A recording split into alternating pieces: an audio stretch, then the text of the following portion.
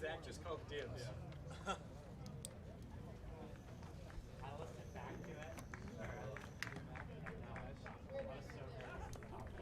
Yeah. Adrian, don't knock anybody over.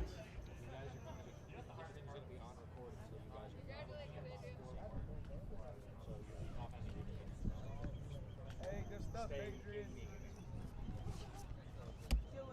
Who did the scoreboard when you were on there? That was my guess. I think I screwed it. I think I forgot. I was like, I got through it. I was like, okay, that wasn't too bad. I got through it. And I was like, oh crap, we have that number. So it's an 8. Far from the worst mistake I've ever made on the scoreboard. I'm over there going, oh yeah, see this shot. Yeah, exactly. I get it. It's been a couple years.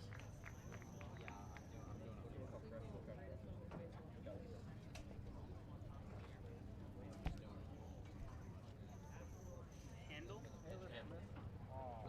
That's what I'm looking by it. Michael Handel.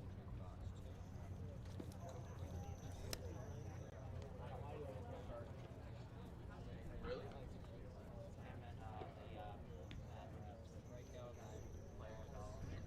Oh yeah.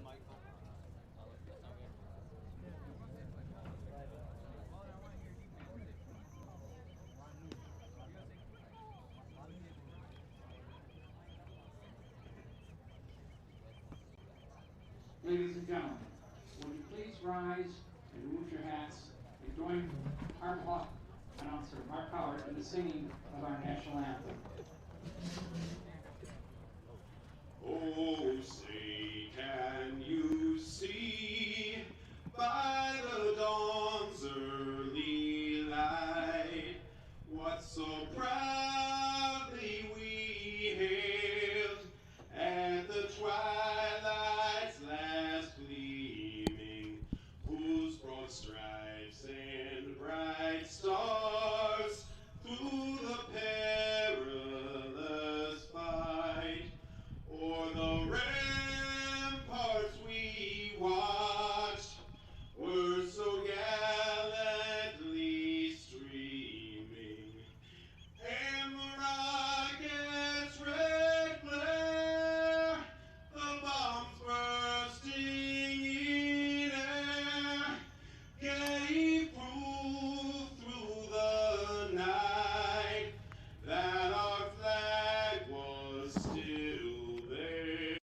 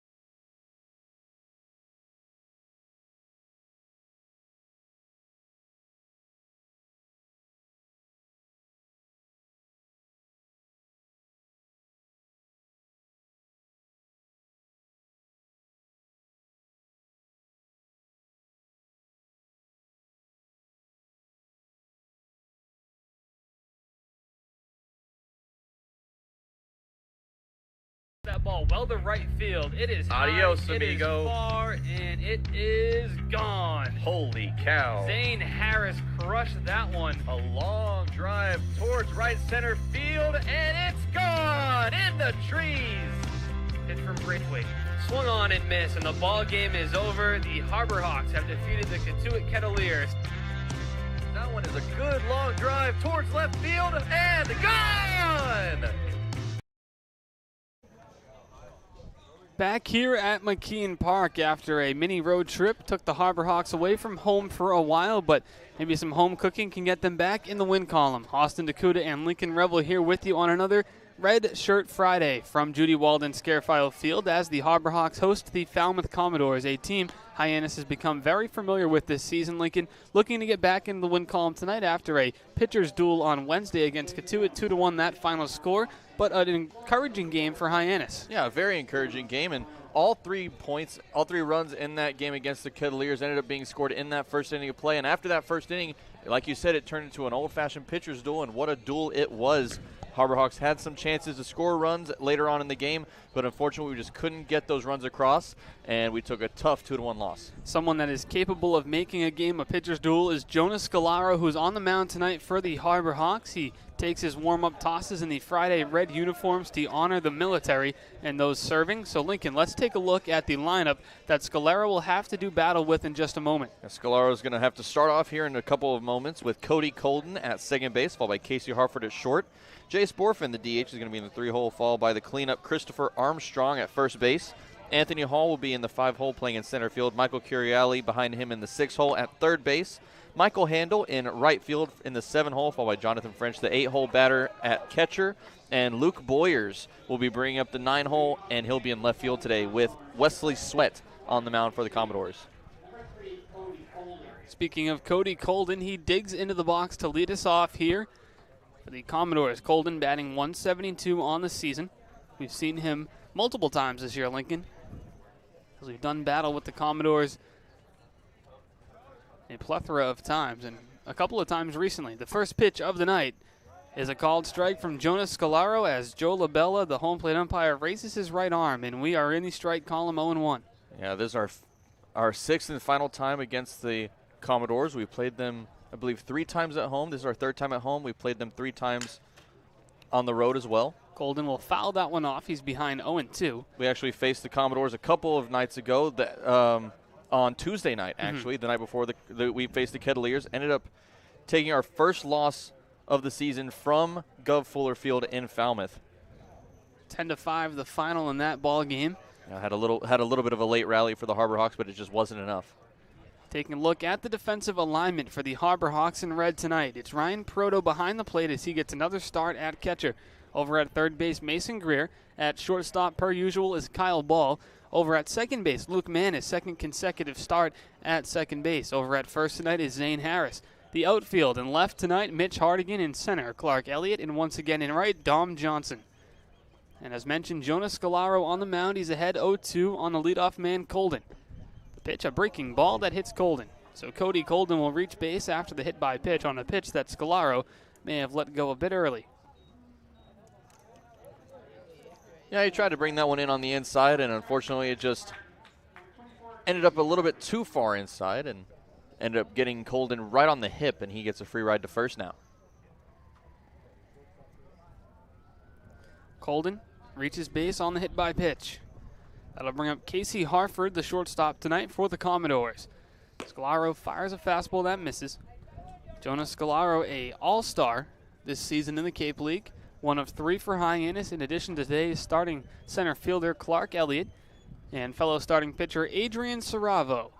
Saravo recently named the team MVP, actually, for the season. Very well deserved. Not only is he a talent on the mound, he is one of the nicest guys, always smiling, Lincoln. I've never seen him with a frown on his face, even after a night of a long game or a pitching outing that may have not gone his way. We haven't seen any of those, really, but he's always smiling. Yeah, and we've had him for a couple of interviews. We had him on a podcast episode a little while, The Bird's the Word, and if you haven't checked that out yet, be sure to go ahead and check that out on all of your streaming platforms. And we met up with him for an episode, and it was quite an enjoying, or what's the word I'm looking for? And I'll just say a fun episode, an enjoyable episode, I guess.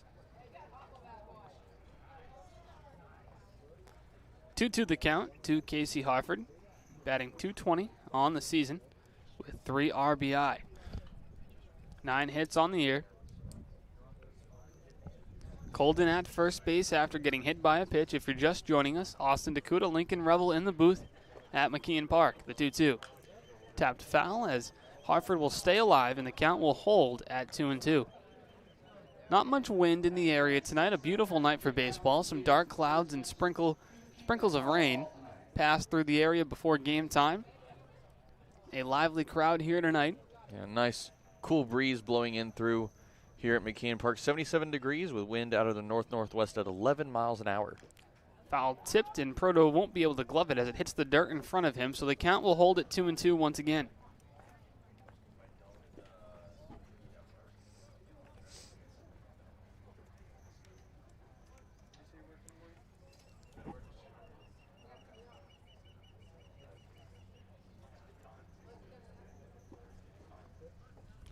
The 2-2 is off the hand of Hartford. So back-to-back batters hit by a pitch on a check swing that may have hit the bat. The home plate umpire, Joe LaBella, out to talk to Scalaro about it. Yeah, Scalaro didn't like that call, and Coach Calhoun doesn't like it either. He's going to come out and say a quick word to home plate umpire Joe LaBella. An unfortunate start here for Jonas Scalaro. He's gotten out to 2 strikes on both batters so far, and then on that two-strike pitch, he's ended up hitting both batters. So Calhoun has convinced LaBella to conference with Henry and Brown, the 2 other umpires, so they will meet just in front of the pitcher's mound to discuss. No, it was a close call, so it'll be interesting to see if this call does get overturned, and it won't.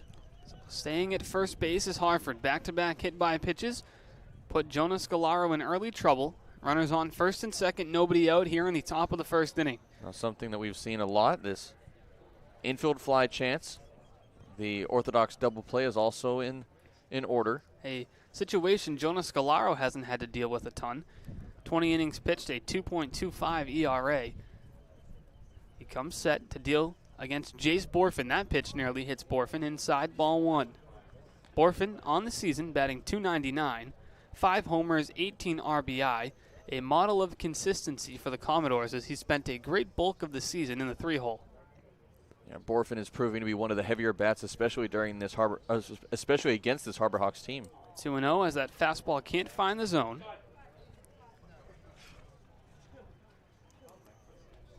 The Commodores in their road black uniforms with the maroon lettering, gray pants. A lot of the players have those pants pulled up to the knee to expose the maroon socks. The 2-0. Borfin pops it up.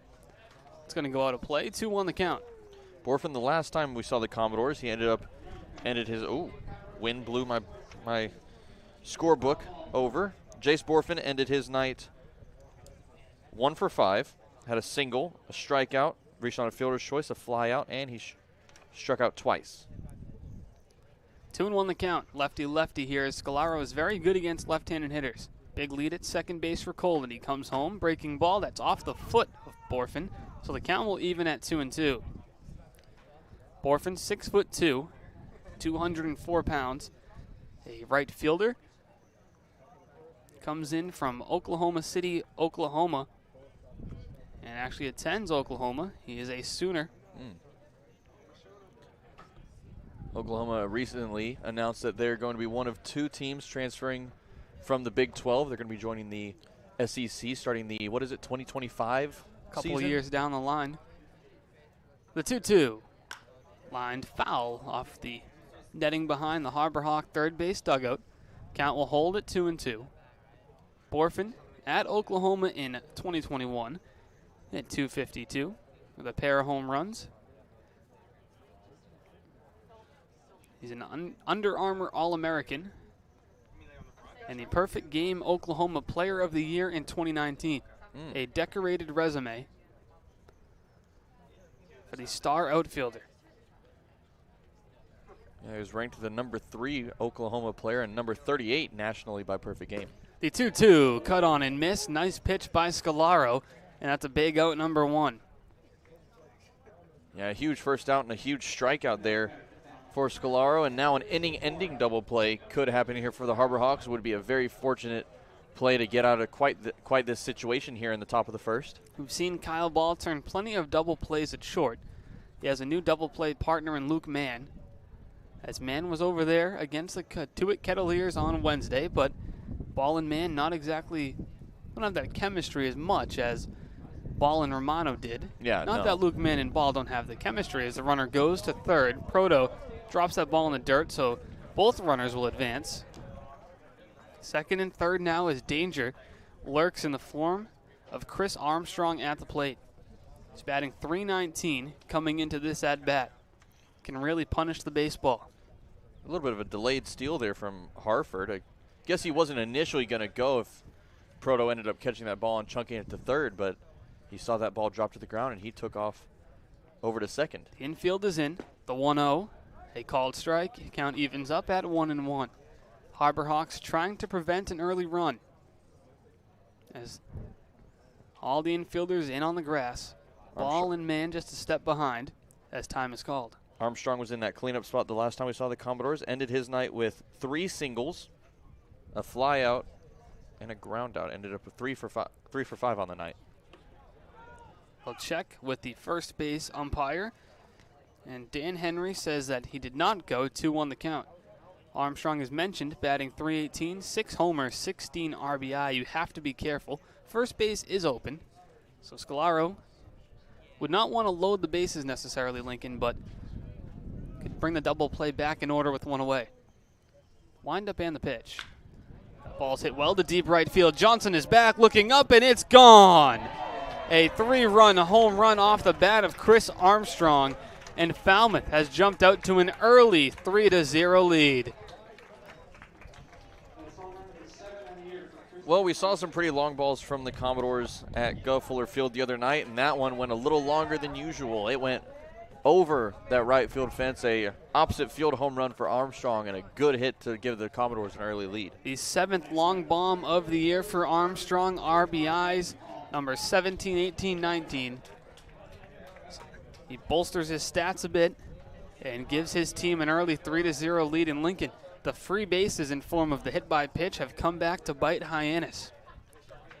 Scalaro looking to bounce back as he lines a foul ball, does Anthony Hall. 0-1. Hall starting today in center field for the Commodores. We saw him and left last time we played Falmouth. Comes into the at-bat batting .261, 2 homers, 8 RBI. The 0-1 swung on and missed, 0-2. Yeah, as you mentioned, the hit by pitches are coming back to haunt the Harbor Hawks, and another thing that's come back to haunt the Harbor Hawks is really just free bases in general. Lots of walks, lots of people getting hit by pitches, and really that's a key to tonight's game and the rest of the games for this season. 0-2 is a called. Strike 3. Nice pitch from Scalaro, and there's 2 away. Good bounce back from the Florida State left-hander. Yeah, that's exactly what you need from him. Beautiful breaking ball there for strike 3. A 3-pitch strikeout to Anthony Hall for out number 2, and a fantastic comeback for Scalaro. Hall goes down looking. Will to bring to the plate Michael Curiali. We've seen him in a few different positions tonight at third base as that one's fouled off. 0-1 the count. Scalaro coming right back into the strike zone. Attacking hitters after the 3-run homer.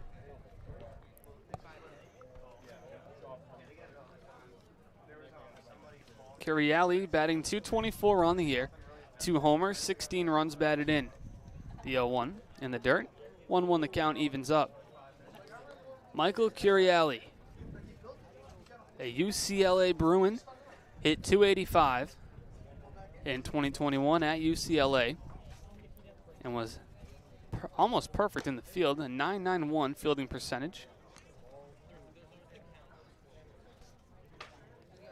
Terrific season for him all around at UCLA, hitting .285 with a .366 OBP.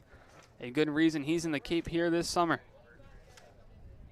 Scalaro behind in the count, 2-1 to Curiali. The pitch, breaking ball, called strike as the count evens up at 2-2.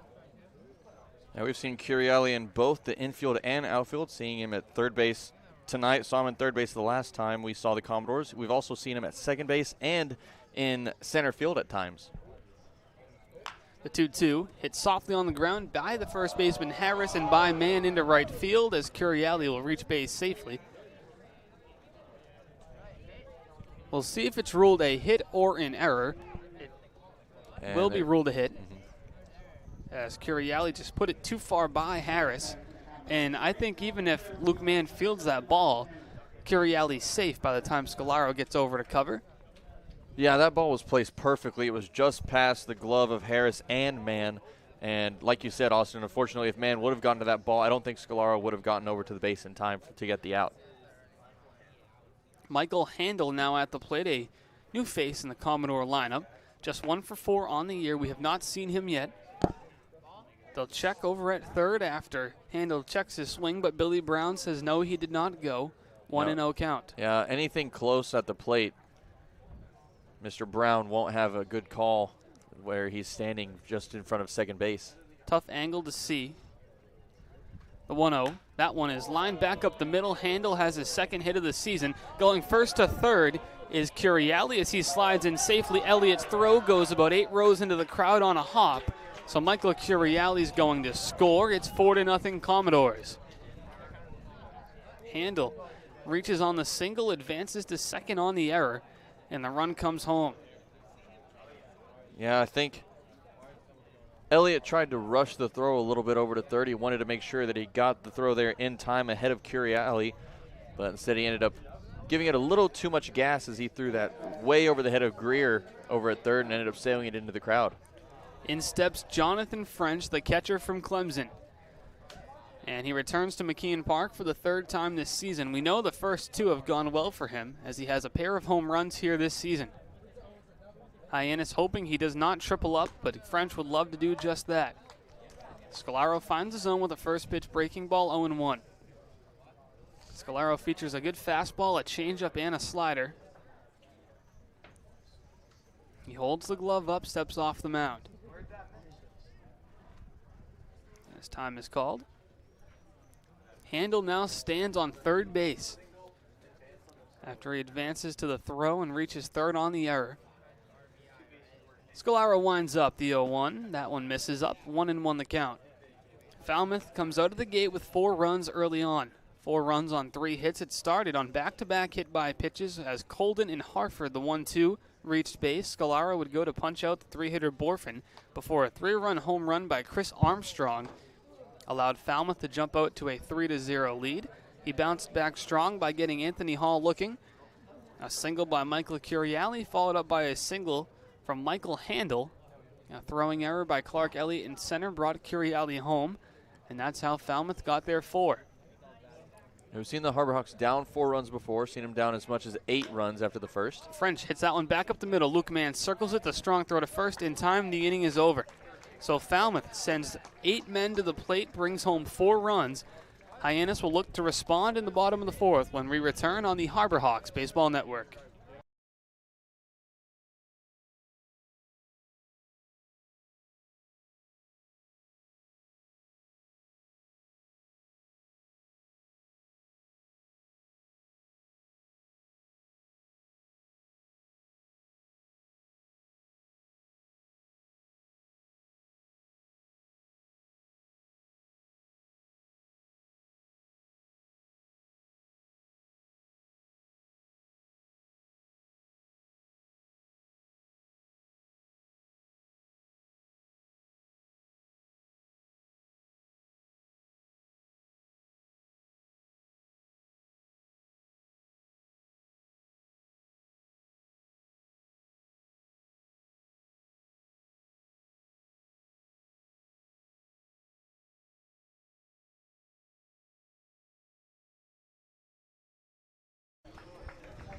Bottom of the 1st, just moments away from McKeon Park. But before we get there, I want to show you our pregame interview that our sideline reporter Taylor Farmer did with our bullpen coach, Coach B.J. Johnson. Coach, players have come and gone this summer, but what are you liking out of your bullpen right now? I think I really like their tenacity and their willingness to go ahead and be in any situation that's there. We've got a lot of newcomers that have come there, and most of them have performed very, very well. So we've got a lot of arms out there, and we can give a lot of clubs a little bit different look. Right, now some pressure on Falmouth tonight as they fight for second in the West. Yeah. You guys have picked up 2 wins against them. What's it take to get another one tonight? Well, I will tell you that their hitters are very disciplined in the strike zone. I mean, I'm not sure we faced a team that's that disciplined. So I think if Jonah has a really good start and then, gives us as much as he can give us, I think we've got enough arms to maybe hold him at bay. Now it is Red Shirt Friday. Your team will wear the home red jerseys. What's it mean to the coaching staff and the players to honor the veterans and celebrate Red Shirt Friday? Well, certainly it's a long tradition, I think, in the Cape. And it's always fun to put on these red jerseys, and they really love the camo hats. And some people love the camo socks. I don't think we had enough of them this year. I think we only had about 15, so they're not wearing those. But, I mean, any chance you've got to honor people that have died for this country or have basically advanced our freedoms, it has to be incredibly close to your heart. Right, I agree. Well, good luck tonight. Thanks so much, Taylor. Here at McKeon Park, alongside Coach Johnson, I'm Taylor Farmer, Harbor Hawks Baseball Network. Back here for the bottom of the first as the center fielder Clark Elliott will lead us off, followed by Dom Johnson, the right fielder. Luke Mann batting third today. Nick Romano, the DH in the cleanup spot. Kyle Ball batting fifth. Zane Harris, the first baseman, batting sixth. Ryan Proto batting seventh. Mitch Hardigan in the eighth spot. And Mason Greer batting ninth and playing third base. Clark Elliott takes a called strike as Wesley Sweat toes the rubber tonight for Falmouth. Sweat comes into the ballgame with a 3.21 ERA. 14 innings pitched. He has 17 strikeouts, as you see. The lengthy Sweat on the mound with the printed stirrup showing, and he's quickly ahead of the Harbor Hawk leadoff man Clark Elliott. Elliott has reached base safely in 17 straight games. That one skied to left field. Coming in on it is Boyers. He puts the glove up and makes the catch. Out number one.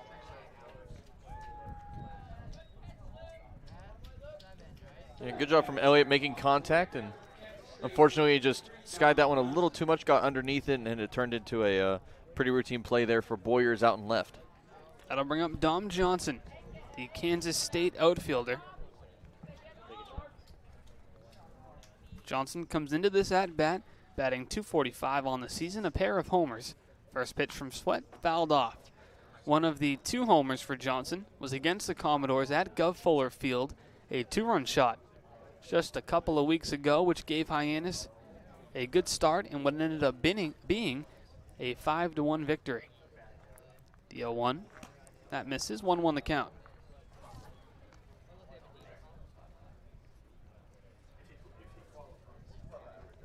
Wesley Sweat, the 6'3" right-hander from South Carolina, Columbia. That one, an infield grounder. Curiali's throw will not happen as Johnson legs it out for an infield single, showing off the speed that this Harbor Hawk lineup possesses, and they have a base runner on. Yeah, you saw Curiali pick that one up near short as Harford came up on it as well, but by the time Curiali got to that ball and picked it up, he didn't even have time for a throw because we saw just how much speed Johnson has on the base path. He was booking it down that first base line, and he got in plenty of time for that first base hit. With one away, that brings up Luke Mann, batting .288 now on the season for Hyannis with 4 homers and 23 RBI, which is good for a spot in the top 10 in the Cape League, as that one's a chopper down the first base line, foul. Luke Mann, one of the only couple of players who have the same jersey number tonight. It's part of Red Shirt Friday, and some of the jersey numbers get a bit jumbled, so we'll do our best to keep you updated on who's at plate and what number they're wearing. Mann in his typical number 17 gets the start tonight at second base. We've seen him be a mainstay over at third this season. Makes his second consecutive start at second. That pitch finds the zone, 0-2 to Luke Mann. Mann, the Missouri Tiger, has been on fire really the second half of the season here in Hyannis. All 4 home runs coming in the second half. Very much so. I think if Mann would have been as on fire in the first half as he has been in the second half, I think we might have had 4 All-Stars for the Harbor Hawks. Absolutely. He definitely was in the consideration for one. Unfortunately, there were some guys hitting in the 300s for a bulk of the year. Mann working his way there. He may finish in the 300s. Now at .288, 26 hits on the year, including the 4 big flies. Sweat comes set, the 0-2. Hard hit grounded to first. Armstrong tags the bag at 1. The throw to second is not in time. Dom Johnson able to beat the tag. So it's a fielder's choice. Mann does advance Johnson into scoring position with now 2 away. I think that was a good move there from Armstrong over at first. He was close enough to first base to step on the bag himself before throwing it over to second Fortunately for the Harbor Hawks, though, that throw from Armstrong was a little bit too high as Johnson was able to slide it underneath the tag just in time. In steps Nick Romano, the UCF first baseman / designated hitter, as he gets the start tonight at DH. Sweat looking to get out of this inning clean as Romano fouls that one off.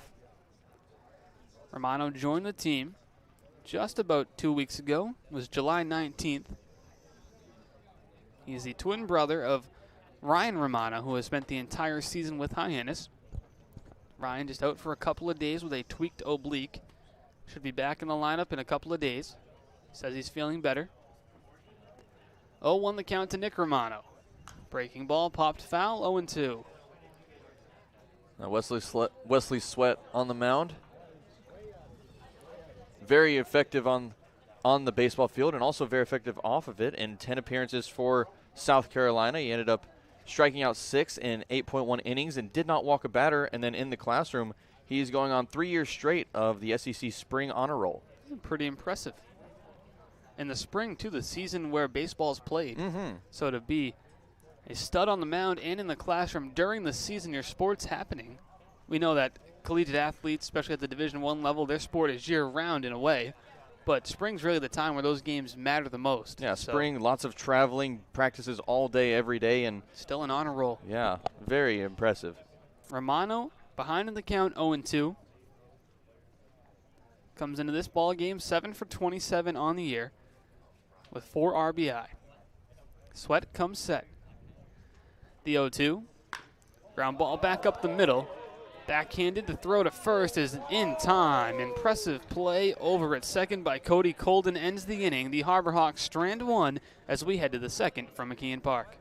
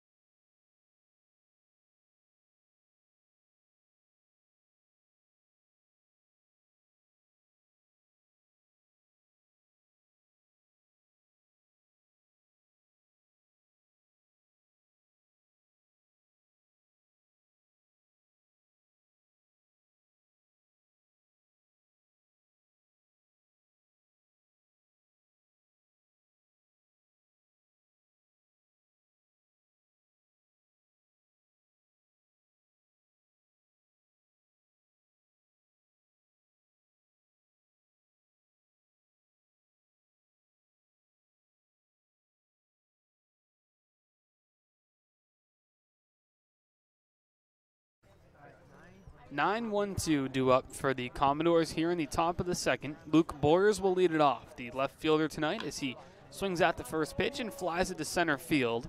Clark Elliott ranges to his left, makes a catch. 1 pitch, 1 out. Nice start to this inning from Jonas Galara, like you said. 1 pitch, 1 out. Good contact from Boyers and a good job from Clark Elliott out in center field, coming underneath it to make that grab for a quick out number 1. That'll bring up Casey Harford, who was hit by, Cody Colden rather. Colden was hit by a pitch to lead off the ball game. He then stole a base, also scored a run as he came home on a 3-run homer by Chris Armstrong. 0-1 the count as Jonas Scalaro back on the hill for his second inning of work.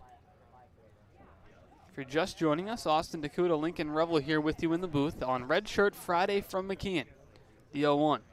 Cut on and missed. The changeup got Colden fishing. 0-2. Colden from Washington State, the Cougars. He hit .320 in 2021 with 4 homers. 7 doubles and 2 triples. Lots of extra base hits for Colden. In addition to that, he had 38 runs batted in. 1-2 is the count to Colden.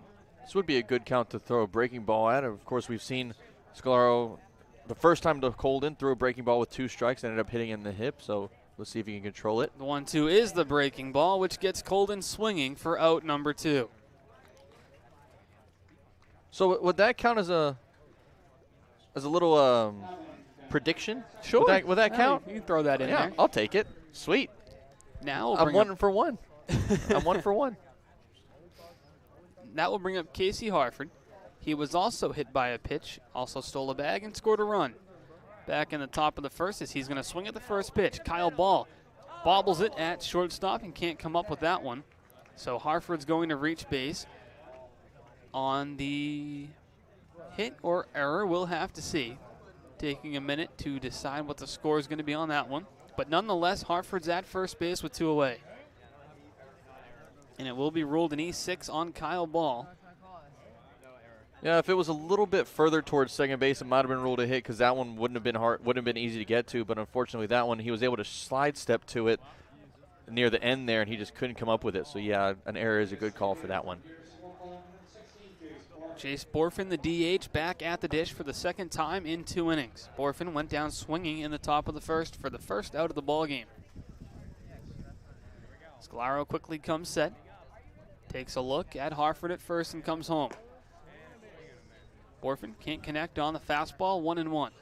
Now, Scalaro, of course, as you mentioned earlier, was one of the all-stars. He's not up there with the fastest pitchers on this team or in the league. He throws in the high 80s, low 90s at times, but he's showing just how good you can be even without speed at this level of play. Well, Coach Johnson and Coach Korn both kind of said something similar. You know, it doesn't matter how hard you throw, can you pitch? I mean, if you can pitch, you can be coached a little bit. So even if you only throw 88, which 88's not a slow, not a slow fastball, but compared to somebody who may throw 96, 97. But if you can pitch, you can be coached, and you can, like Jonas Scalaro, locate your spots. You can become one of the best pitchers in the league, which helped him become an all-star. Yeah, and we talked about this once before. We've seen so many times where we see young pitchers throwing the high 90s, but if they don't have any control, they're not going to go anywhere in their career. And then you see someone like Greg Maddux who threw low 90s at the highest, and he's a Hall of Famer. The count is full at 3-2.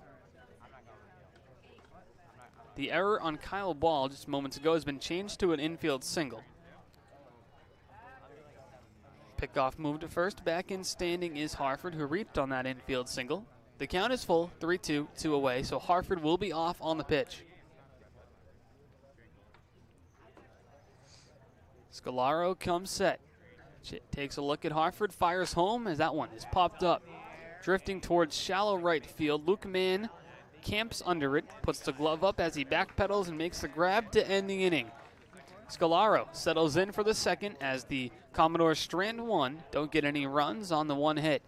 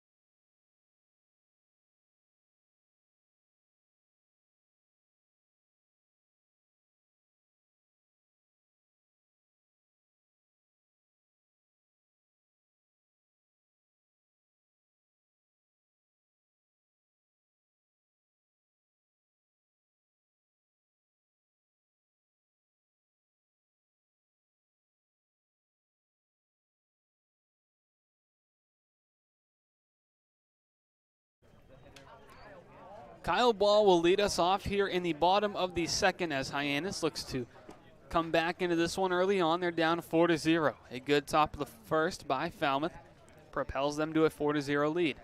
Austin DeCouta alongside Lincoln Revill in the broadcast booth here at McKeon Park as Ball fouls that one and evens the count at 1-1. We've got a very nice crowd here from McKeon Park. Lots of lawn chairs tonight, a lot more than we've usually seen. A busy night at the ballpark as we just have 6 games left on the season. Only 3 left here, including this one, so 2 after tonight. Breaking ball called strike 1 and 2. Now, interesting enough, we're alternating. We have home, away, home, away, home, away to finish off the season. Easy to remember? Yeah, very easy. We'll be at YD tomorrow. Sweat fires the 1-2 as Ball fouls it off and stays alive. YD tomorrow, back home Sunday.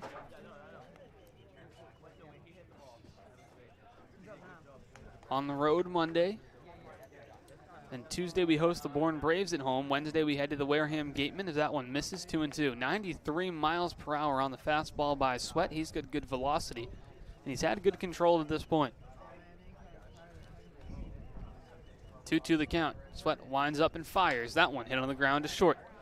Picked up on a hop by Harford. The throw across the diamond is in time to get Kyle Ball on the 6-3 putout. A good hard hit ground ball there from Ball, but unfortunately it was right to Harford, who was able to scoop that one up pretty easily and make a strong throw over to first for out number 1.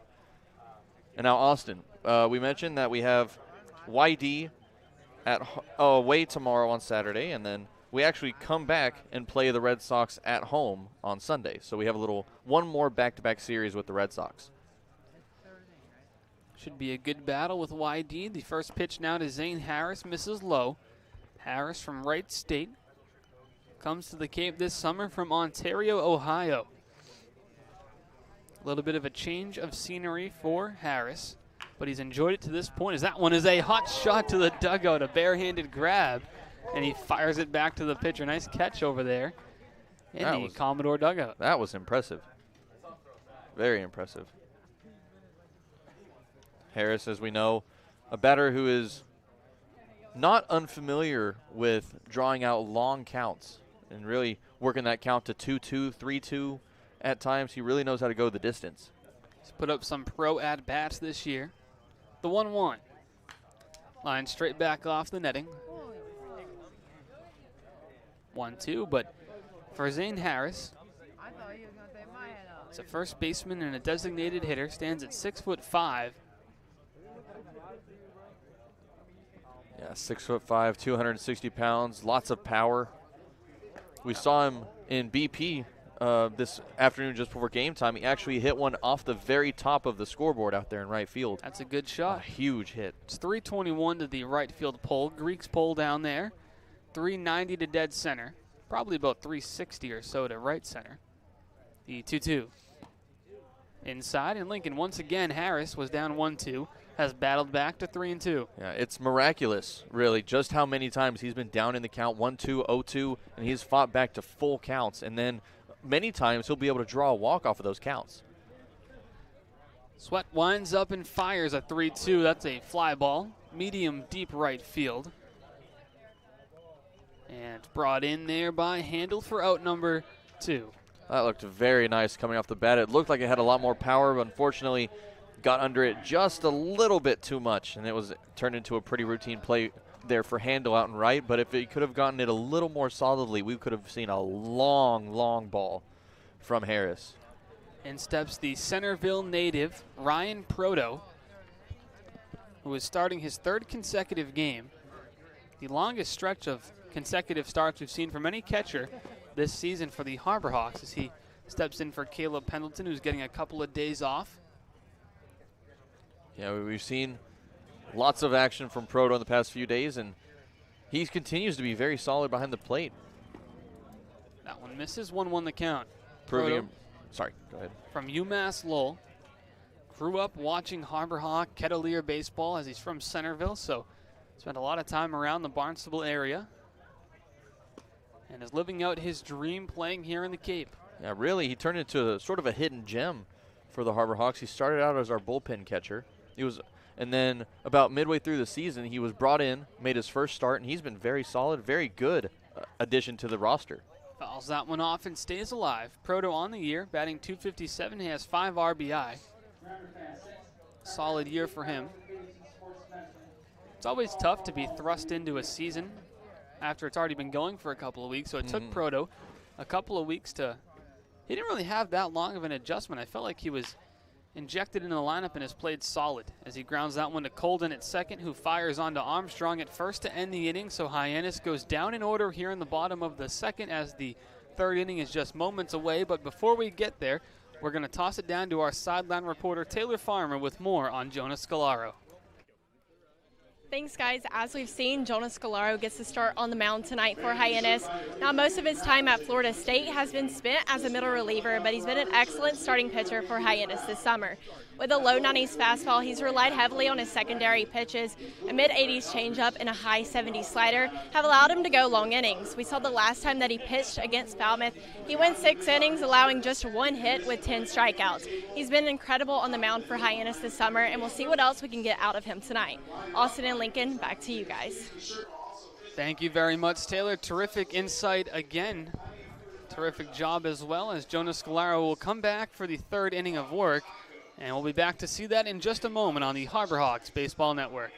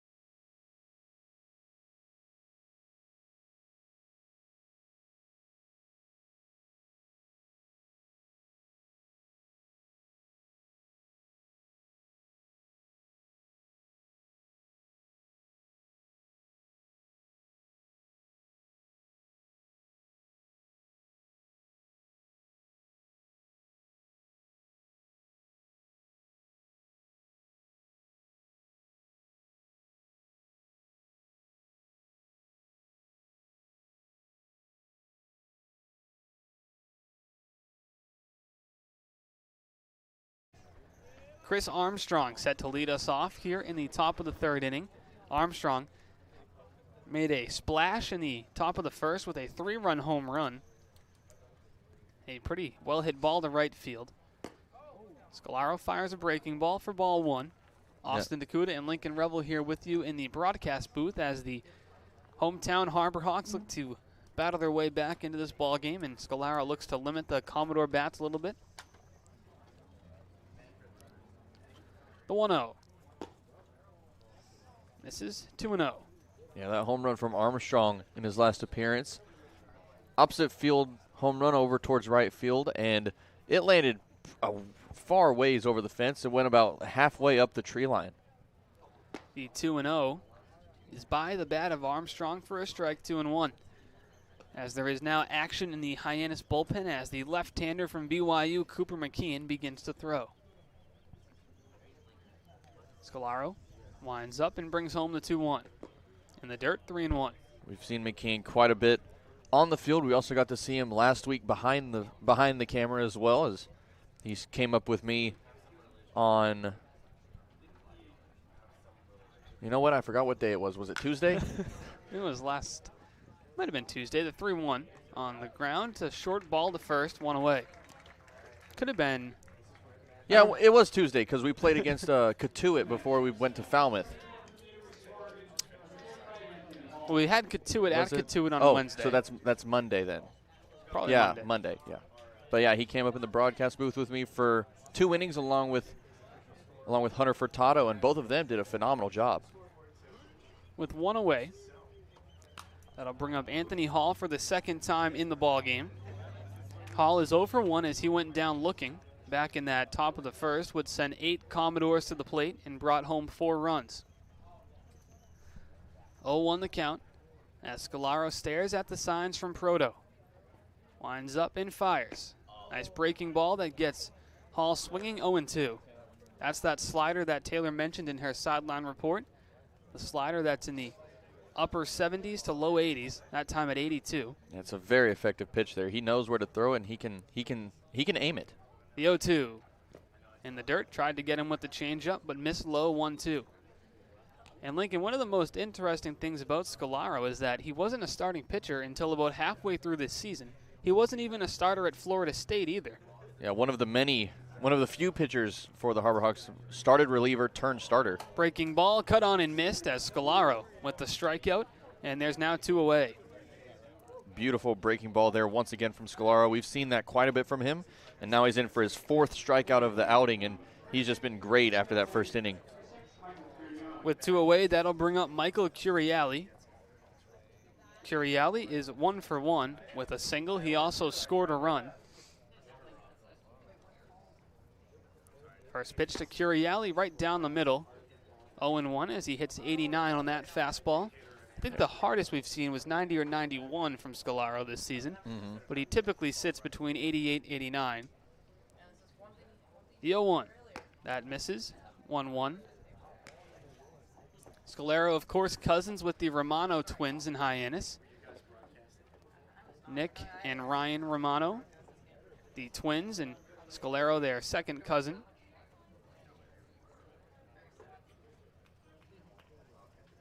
Count is 1-1 to Curiali. As Jonah winds up and brings a breaking ball home that can't find the zone, 2-1. That breaking ball had a bunch of break on that one. It was a fantastic pitch. It looked very appealing to a lot of hitters this season, but unfortunately Curiali wasn't taking the bait on that one. Can definitely get some guys swinging at that.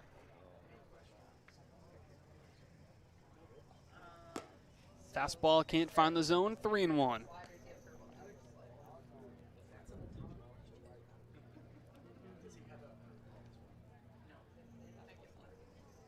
Crowd is really filled in here at McKeon Park for this Friday night game. The final Friday night game of the season at home for Hyannis, as that one can't find the zone, ball 4. So Curiali has reached base now in both of his plate appearances as he draws a 2-out walk. Scalaro's been around the zone today, Lincoln. He has. He hasn't been far off a lot. He's had a couple that were up and away and a couple low and away here and there, but he's been hitting around the zone. Unfortunately, he's just not finding that outside corner and inside corner for those strikes. That was the first walk he's issued tonight. He did hit 2 batters in the top of the first.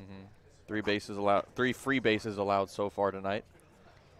Not too many yet. As long as you can keep that below 5, you're good.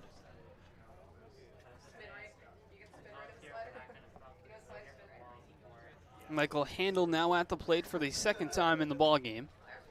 Handel 1 for 1 with a single. That also came in the top of the first inning. Handel, a new player for the Falmouth Commodores, as he was just activated a couple of days ago. Now 2 for 5 on the season after that hit. He's ahead in the count here, 2-0. As Scalaro can't find the zone, 3-0. 3-0 here, Lincoln 2 away. A runner on first. Does Handel have the green light? No. Red light here. It's too early still. Still a little too early in the game for me. If it was the 7th or 8th inning and you just had to have a run here, then yes, green light. But right now, I'd say red light here. Scalaro comes set. He brings home a fastball down the middle, 3-1. And even now with this 3-1 count, you have to be selective about what pitches you go for. You don't want to swing at anything that's close. You want to swing at things that are close to the zone, but you want to be selective here. The 3-1 can't find the zone. Back-to-back 2-out walks issued by Jonah Scalaro, which is going to prompt a mound visit from Harborhawks manager Gary Calhoun.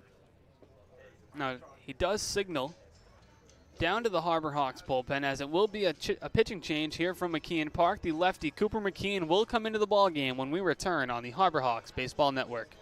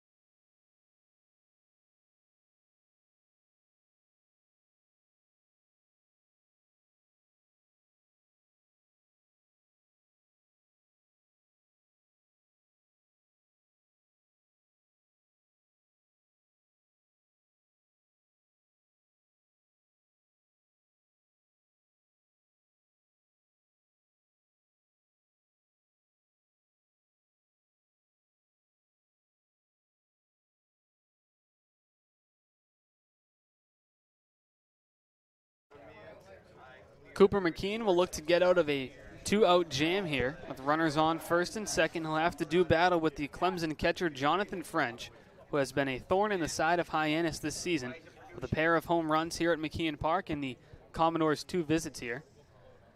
Austin DeCouta, Lincoln Revill here with you in the broadcast booth at McKeon Park. Yeah, fortunately, French 0 for 1 with a ground out in the first that ended the first inning. And here in the top of the third, all bags are hot right now. Runners on first and second. The Harbor Hawks just need that last out here to get out of this jam. McKeon, the left-hander from BYU, stands at 6'2". Attends BYU, but his hometown is in Matthews, North Carolina. Behind in the count, 1-0 to French. McKeon fires and gets French behind a fastball 1-1 as he hits 92 there. We'll see his fastball up to 93 miles per hour this season. McKeon comes into this appearance at 2-1 on the year. We've seen him used in a variety of ways, Lincoln. He's attempted to close the game. He started once, and most recently at Orleans, his last appearance on July 25th, went 5 innings, got the win, gave up 2 runs on 3 hits, and struck out 7. Yeah, that outing at Orleans was quite an impressive outing there for McKeon. Just a fantastic time on the mound in 5 innings. One of, if not his longest outing of the season. His longest outing innings-wise this year. Can be used in a long relief role. We'll see if that's what they go with tonight. 2-1 the count to Jonathan French with 2 away. McKeon fires home a breaking ball. French, 1 around, 2-2. Great breaking ball there for McKeon, and French really wanted to swing at that one. He tried to hold his bat back, but he just could not do it in time. 2-2. It's Michael Curiali at second. Michael Handel at first, as the Commodores are threatening here with 2 away. McKeon comes set, brings home a pitch. That misses outside, 3-2.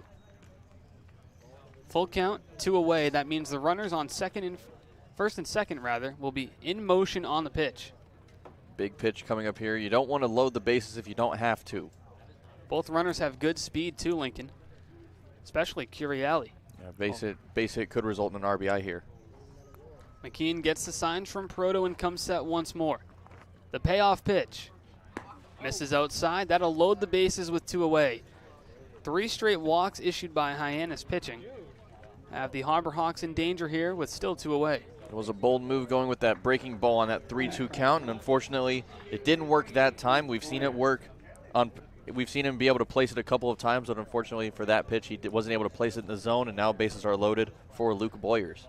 Luke Boyers digs in for the 2nd time in the ballgame. He flew out to center field in the 2nd. First pitch is a fastball that finds the zone at 93 miles per hour for strike 1.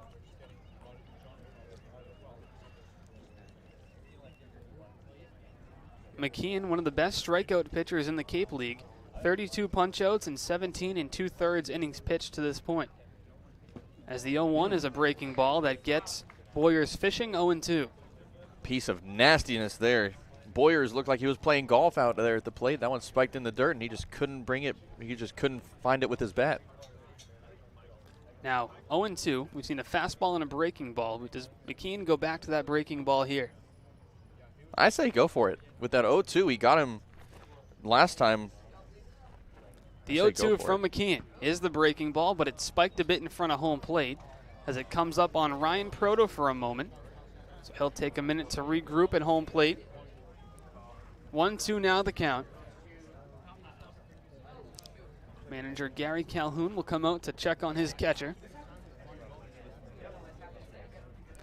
So as Ryan Proto will take a minute to regroup, we're going to take a break here on the Harbor Hawks Baseball Network.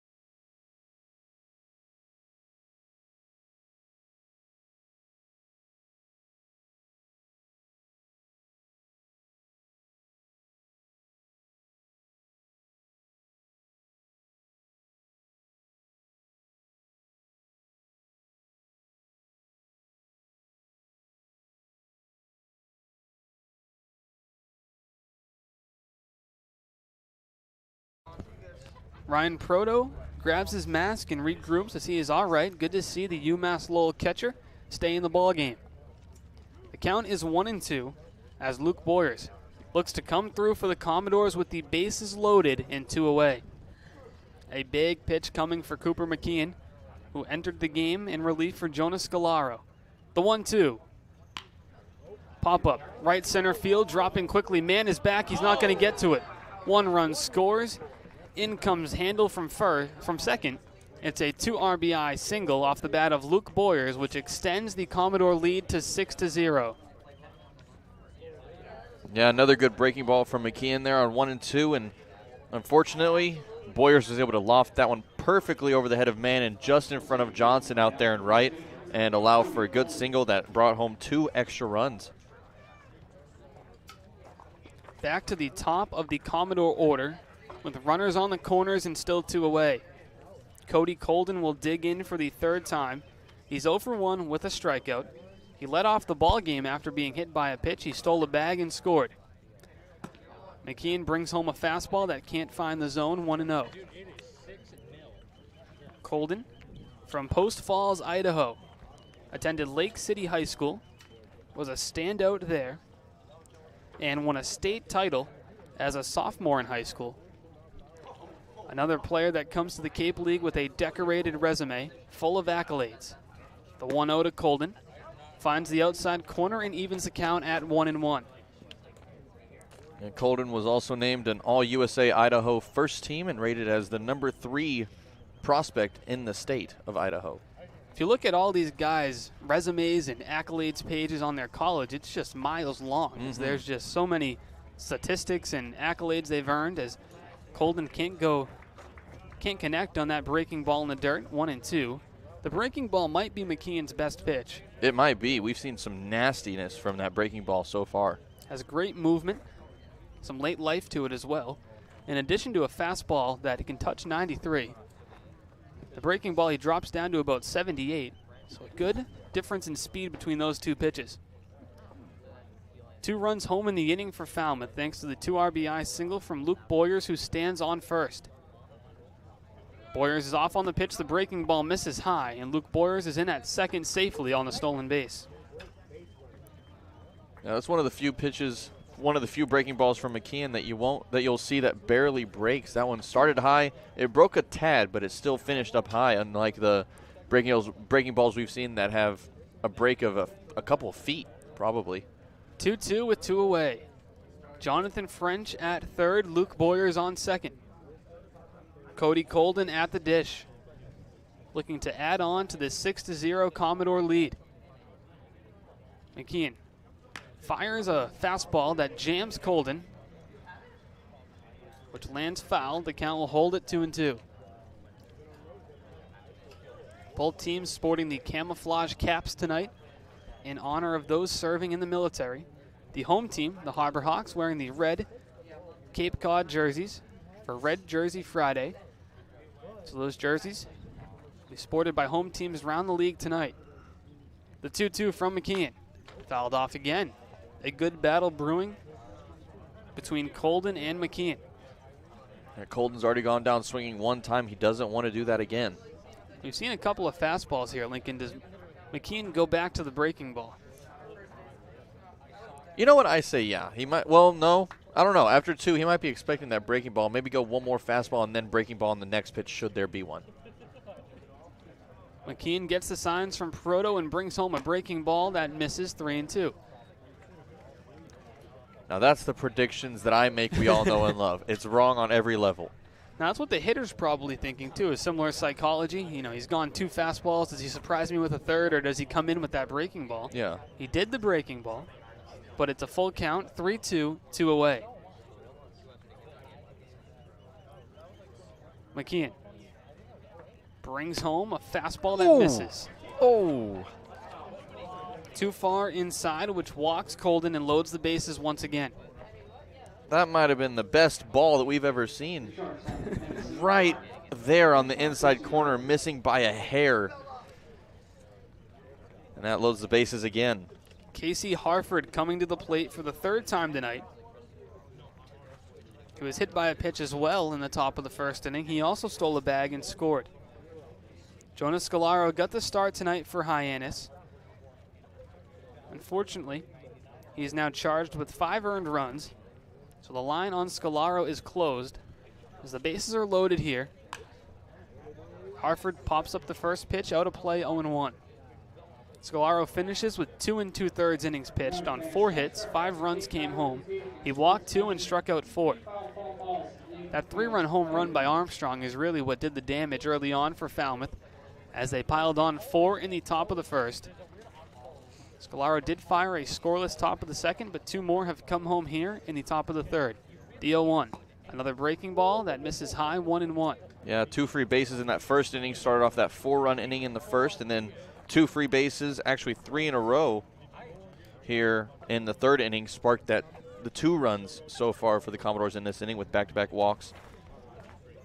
McKeon looking to record that third out that's become elusive in this inning for Hyannis. He's fired 20 pitches to this point. 11 strikes, 10 balls has McKeon. Came into the ball game and walked Jonathan French, allowed a 2 RBI single to Luke Boyers, walked Cody Colden, which has the bases loaded once again with still 2 away.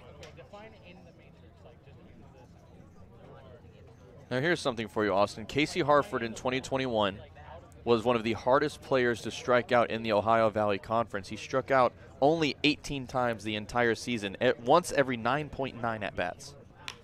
He avoids the strikeout here by putting that one in play to the infield. Kyle Ball camps under it, makes the catch, and the inning is over. Falmouth brings home 2 to make it 6-0 as the Harbor Hawks look to respond on the Harbor Hawks Baseball Network.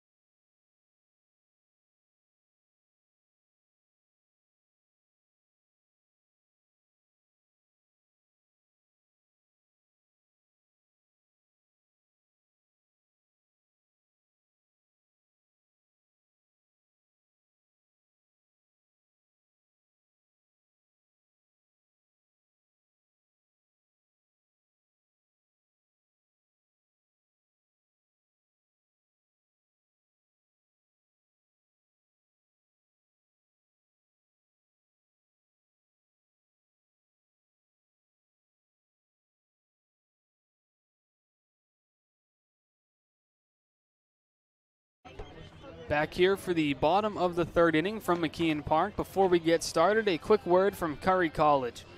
Curry College is where you go to become anything you want.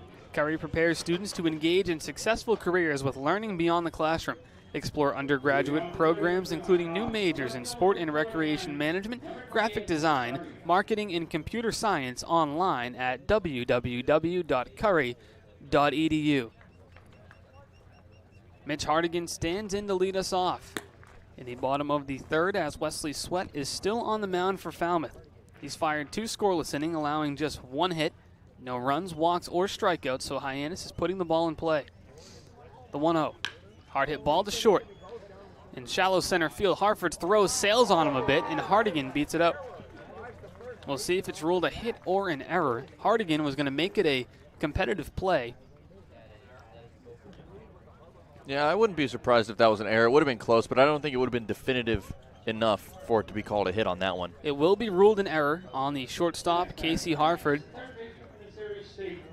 That'll allow Hardigan to stand on first base to lead off the inning as the Harbor Hawks look to battle their way back into this ball game. It was almost a pretty impressive play there from Hartford. A hard hit ball from Hardigan hit back up the middle, and Hartford was able to play the hop and pick that one about at his chest and then make what was a strong throw. It just ended up going way over the head of Armstrong at first. And it's going to be a balk on Sweat, so that's going to allow Mitch Hardigan to move into scoring position here. Well, all righty then.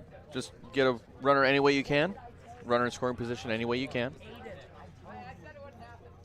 Balk, something we haven't seen a lot of, something you won't see a lot of at the college level, but we've also seen a pretty interesting balk this season. We did. That was a hidden ball trick gone wrong, which brought a run home for Hyannis. The 1-0. Can't find the zone, 2-0. Mason Greer at the plate now for Hyannis. Greer, we've seen at first base and third this season. Gets the start today at third base. Back-to-back ball games with Greer over at the hot corner. Greer transferring from McLennan Community College over to Missouri State. The 1-0, a called strike on the breaking ball, evens the count at 1-1.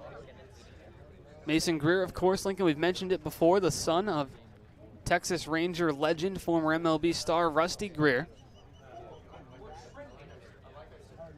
Mason played for his dad a couple of different seasons growing up, and his dad's advice, he said, was a huge help along the way to get him to where he is. He hits that one on the ground to second. Colden in shallow right field makes the throw to Armstrong, which is in time to retire Mason Greer for out number 1. Well, Mason Greer did his job. He hit that one over to the right side of the field and allowed Hardigan to get over to third safely.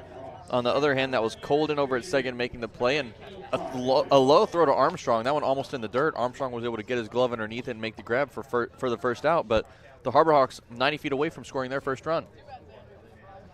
That'll bring up the Michigan masher Clark Elliott, who has been on fire this season for Hyannis. I like that. I like that name. Batting .352.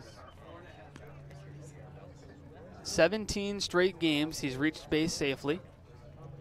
That has to be close to a record, if not breaking it. We're waiting to hear back, I believe, to see if that's the record or if he's close to breaking it. I would imagine he is. This is a noted pitchers league as Elliott lines that one to center field. It's going to get down for a base hit. A leaping grab in center field prevents it from going to the wall, but Hardigan's going to score.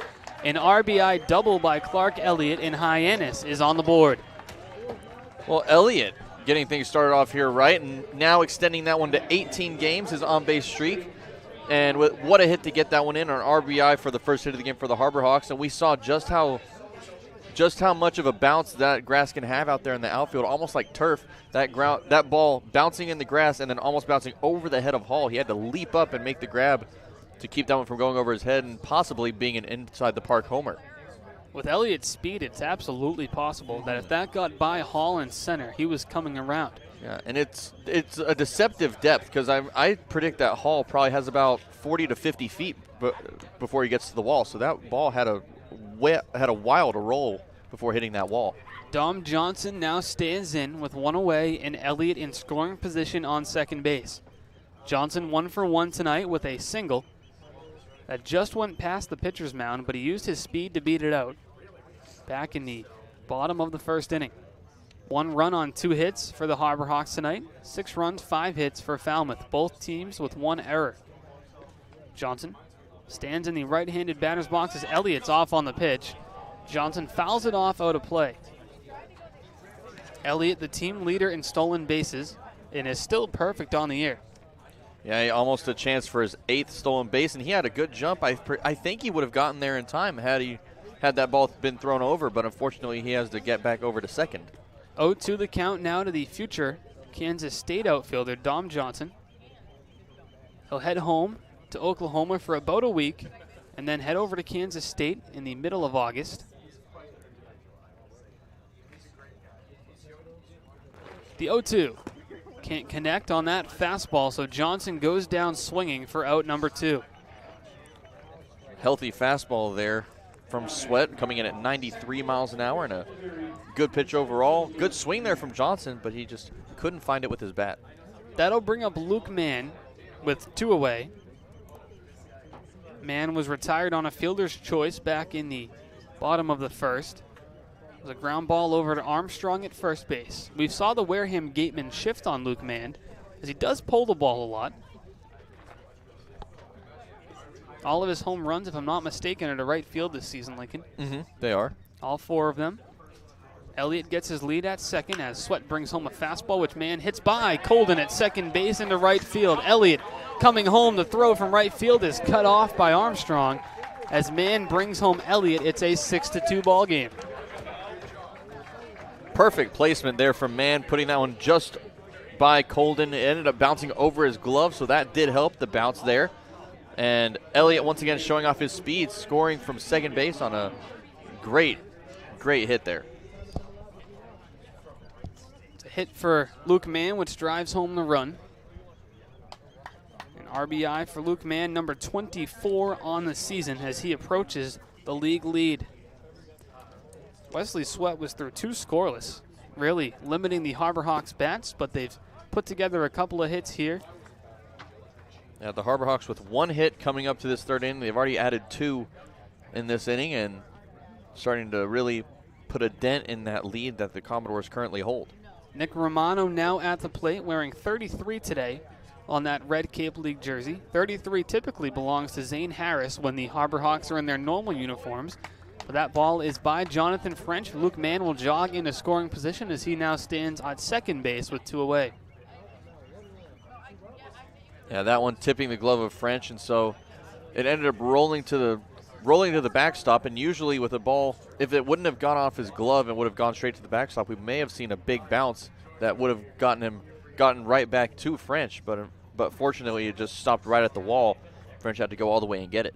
The count 1-1 to the UCF first baseman as Romano taps that one foul towards the on-deck circle, just adjacent to the Harbor Hawks third base dugout. Kyle Ball stands there.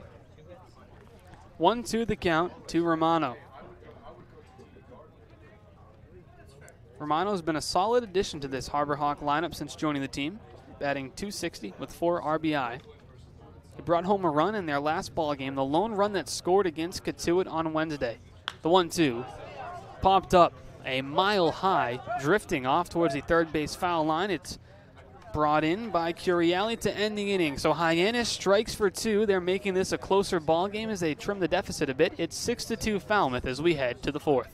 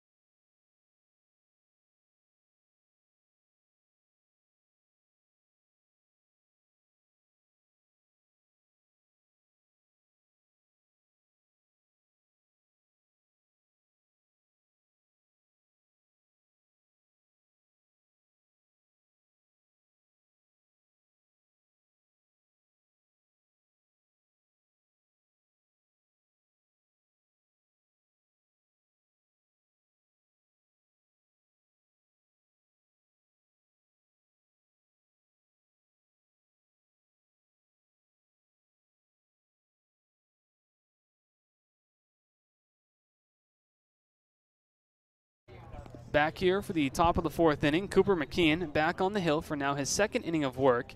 He came in relief for Jonas Scalaro, the starter. Austin DeCouta alongside Lincoln Revill here with you from McKeon Park as that one is lined back up the middle for a base hit. Commodores have their leadoff man aboard as Jace Borfin will reach base. The next batter for the Commodores, the first baseman, Yeah, good strong opening base hit there for Borfin, and just showing once again just how big his bat has been against the Harbor Hawks. A strong base hit here to open up the 4th inning. Borfin with his first hit of the night. That brings up a dangerous hitter in the form of Chris Armstrong, who blasted his 7th home run of the season all the way back in the top of the 1st inning. A 3-run shot to right field.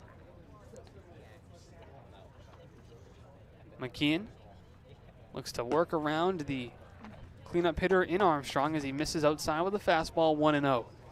Double play is in order here, Lincoln. With Armstrong, the first baseman, not the quickest runner down the base path, but he can still move a bit. See if the Harbor Hawks can get something going here. McKeon tries to shoot the outside corner again, but comes up unsuccessful, 2-0. Yeah, we're not seeing anything given outside that 17 inches of plate. A really tight strike zone here.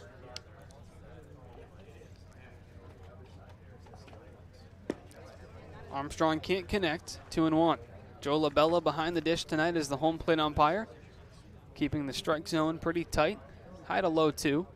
It's your typical, I mean, he's not giving you anything. Some guys will give you a little bit off the outside edge or a little bit inside. Nothing here from LaBella.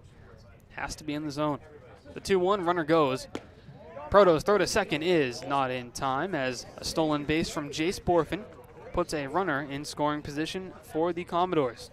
Yeah, Borfin just got about as good a jump as you can get on that throw. A fantastic start for him, and even though the throw from Proto was almost perfect, he was able to slide in just before the tag. The 7th stolen base of the year from Jace Borfin. He's got 5 homers as well, as Borfin is really another 5-tool player in this league. 3-2 the count.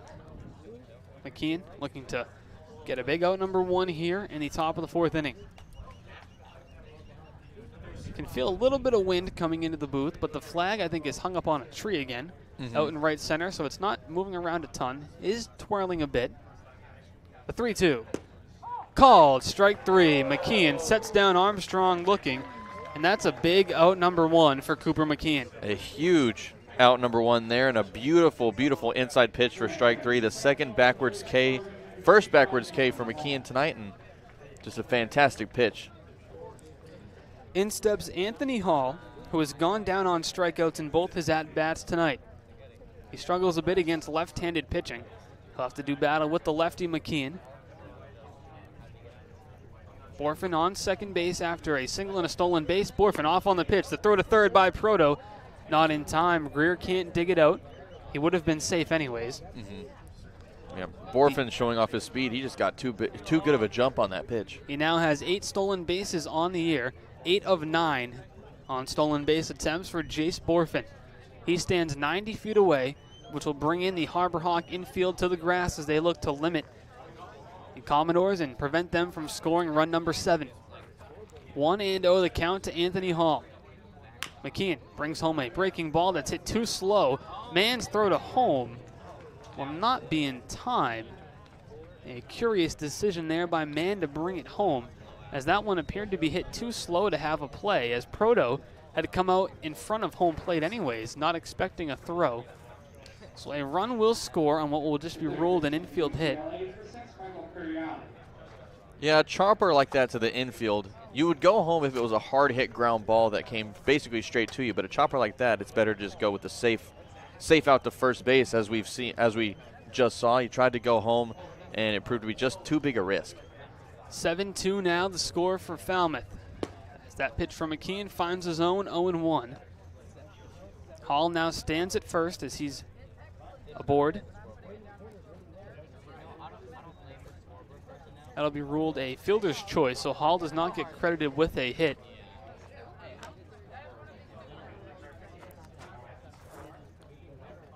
Curielli now at the plate is 1 for 1.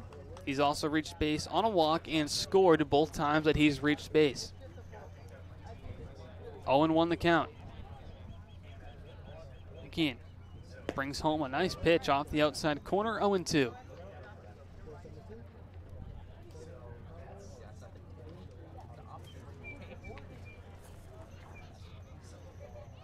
Now tonight, the sky tonight, almost a night that you could just paint a picture with above the field. Just a beautiful blue sky, clouds on both sides, and some grays, some whites. Beautiful set. The 0-2 runner goes. That one is skied to right field. Johnson running in hard to try to make a play, but it's going to drop as the runner in motion drew Luke Mann away from second base position and allowed that one to fall in for a single. Curiali is now 2 for 2 on the night with his second single. Yeah, that fly ball from Curiali falling just behind the back lip of the infield, and it would have been a pretty good, easily caught ball from Mann if he had been in his usual spot. But like you said, he was heading towards second, so that turned out to be the perfectly placed ball for the second hit for Curiali. One away, runners on first and second for Handel, who swings at a curveball. Seems like he didn't really want to go around, a little bit of a reluctant swing.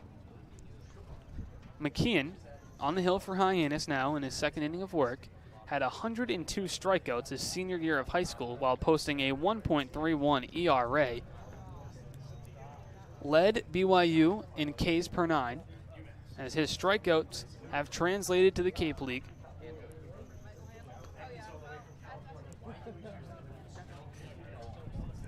Won the count with one away. McKeon brings home the pitch. That one comes in a bit on Handel. Luckily, does not hit him. 2-1.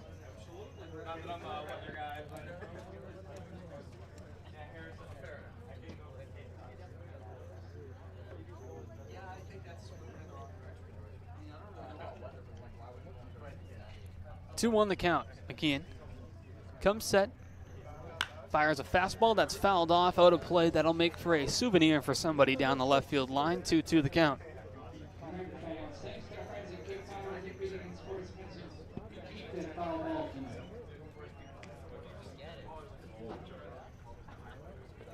There is action in the Hyannis bullpen as a right-hander begins to throw. The red shirts have thrown off the jersey number a bit, so we'll have to get a name for you shortly. McKeon on the mound for the time being. 2-2, cut on and missed. A good breaking ball for Cooper McKeon and a big out number 2. Like we've said so many times tonight, that breaking ball proving to be deadly once again. Another strikeout for McKeon in this inning, and a beautiful strikeout that it was for out number 2. That'll bring up Jonathan French, the catcher. He's 0 for 1 on the night with a walk, and French, the catcher from Clemson, had his Clemson catching partner Adam Hackenberg drafted to the Chicago White Sox this year. Adam Hackenberg, a former Hyannis Harbor Hawk, now with Chicago. That one's in the dirt, ball 1. Hackenberg, part of the 3 original catchers on the Harbor Hawk roster that included Dylan Post and Caleb Pendleton. Post now away from the team, so that remains with Ryan Proto, who steps in from being the bullpen catcher, and Caleb Pendleton, the only original catcher on the roster. They've also brought in Joey Raffelli. The 1-0 finds the zone, 1-1 the count. French on the season, batting .179 with 2 homers and 6 RBI. As mentioned, both those homers came here at McKeon Park. And there were some big homers as well. They were not cheapies. No, they weren't. Couple to left center that had some carry to them. 2 away here. Runners on first and second for Falmouth. The 1-1 chop back to the mound. McKeon gloves it. He flips on to first, and the inning is over. Falmouth strands 2 but adds 1. They lead it 7-2 on the Harbor Hawks Baseball Network.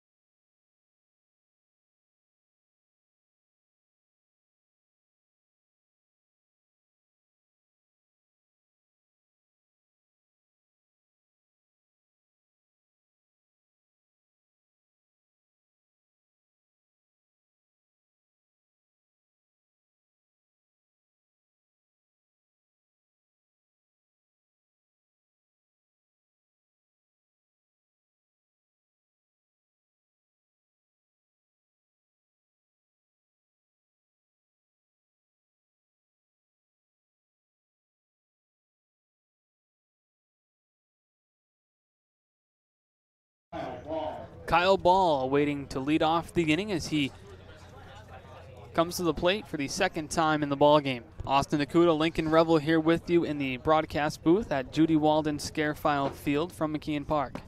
Kyle Ball can't connect on the first pitch, 0-1. Now, while Ball leads the team in walks, Lincoln, he's definitely an aggressive hitter at the plate. We see him oftentimes do swing at that first pitch. Yeah, he swings a big first pitch hitter, and he's just, like you said, a very aggressive batter and a very aggressive swing that he has. A strong swing. He's able to bring up a lot of good knocks. The count is 0-2 to Ball as Sweat is back on the hill for his fourth inning of work. That one can't. 1-2 the count. Sweat, 3 innings of work, 3 hits, 2 unearned runs, and 1 strikeout. 1-2 the count to the Stetson shortstop as he brings home a breaking ball that Kyle Ball puts in play down the right field line, but it's going to curve foul into the trees. Sweat once again from the University of South Carolina. South Carolina, the Gamecocks, if I'm not mistaken. Is that correct? I think so. I think. Let me double check myself real quick. 1-2 the count. Sweat winds up and pitches. Ball laces that one to left field. It's going to drop for a base hit. A leadoff single for Kyle Ball. Puts the leadoff man on to start things off in the bottom of the fourth.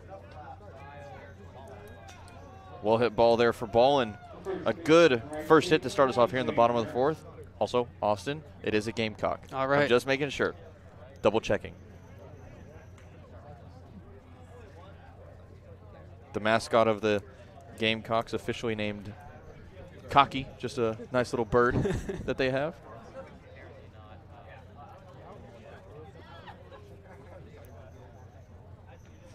In steps a Raider from Wright State, Zane Harris, who hits that one to left center field. It's going to get down for extra bases. Kyle Ball coming all the way home from first. The throw is cut off, and it's an RBI double from Zane Harris. Well, Harris keeping up that electric bat that he's had in the past few weeks, and a great hit to do that with, an opposite field extra base hit to that left center gap. Perfectly placed in between Boyers and Hall, and he's now standing on second base, and the Harbor Hawks inch closer to that deficit here in this game. 7-3 now the score. 7 runs, 7 hits, 1 error for the Commodores from Falmouth. 3 runs, 5 hits, 1 error for Hyannis. A beautiful night for baseball at McKeon Park, which is part of the reason the stands are packed. You could not draw up a more perfect night for baseball. No, you couldn't. It's nice, cool. Ground ball to third. Curiali's throw across the diamond is in time to retire Ryan Proto for out number 1. Good attempt there from Proto. Unfortunately, that one went straight into the glove of Curiali, who ended up taking a couple of hops and making a good strong throw to first for that out number 1. Mitch Hardigan now will stand in. Hardigan 0 for 1, but he did reach base on an error. He scored on that play as the Commodores are going to make a pitching change as it's a call to the bullpen from McKeon. We'll return after the pitching change on the Harbor Hawks Baseball Network.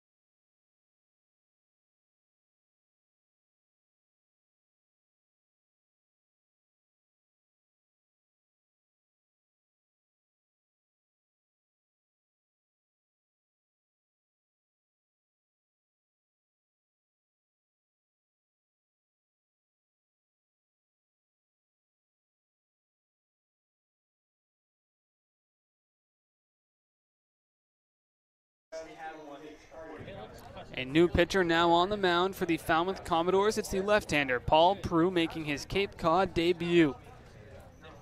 The Cape native from Dennis, Massachusetts, attends Wheaton College, which is in Norton, Massachusetts, as he fires his first strike of his Cape career to Mitch Hardigan. 0-1 the count. If I'm not mistaken, I think that was a two-seam fastball that he brought home with. That looked like it had a bit of a tail on it. Prue spent last summer with the Brockton Rocks. Started a few games there. The 0-1. Can't find the zone. 1-1 the count. Wheaton College, right next to my hometown of Taunton, Mass. They're in Norton.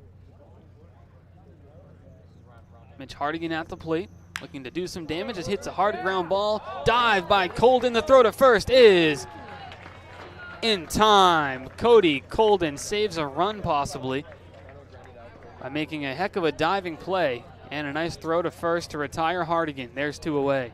Yeah, fantastic play there from Colden. He dove for it, saving a base hit and saving probably an RBI. And just a fantastic thing there for out number 2. Hardigan 0 for 2 now on the night. As there's 2 away, which brings up Mason Greer, who grounded out to second base, which is Colden's spot. His first time up. First pitch by Prue is a good breaking ball at 68 miles per hour. Wow. Which gets Greer swinging. 0-1 the count to Mason Greer. Talk about having to have patience at the plate. 68 miles an hour. You really have to wait for that pitch to come in. Come back with a similar pitch, which unfortunately is skipped before the plate for a ball. 1-1. That one at 69 miles per hour. Another really nice pitch, and unfortunately just falling a little bit in the. Unfortunately for Prue, of course, falling in front of the plate. Prue gets the signs from the Clemson catcher French and comes set. The 1-1 on its way. Finds the outside part of the plate at 78 this time. 1-2. Now Prue at Wheaton College in 8 appearances this season. Ended with a 1-0 record. Had 1 save in 16.2 innings pitched. He threw 21 strikeouts for an ERA of 3.24.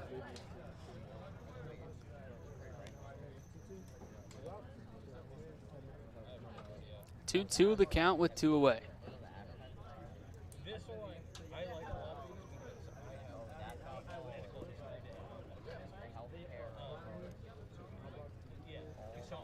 Mason Greer came into the year as a switch hitter, but now just bats strictly from the left side, as he didn't face a ton of lefties at college. The 2-2 to Greer. Mason Greer flies that one to right field, ranging back in front of the warning track. Make the catch is Handel, and the inning is over. Hyannis matches the 1-run score in the top of the 4th by Falmouth with one of their own. It's a 7-3 ball game as we head to the 5th.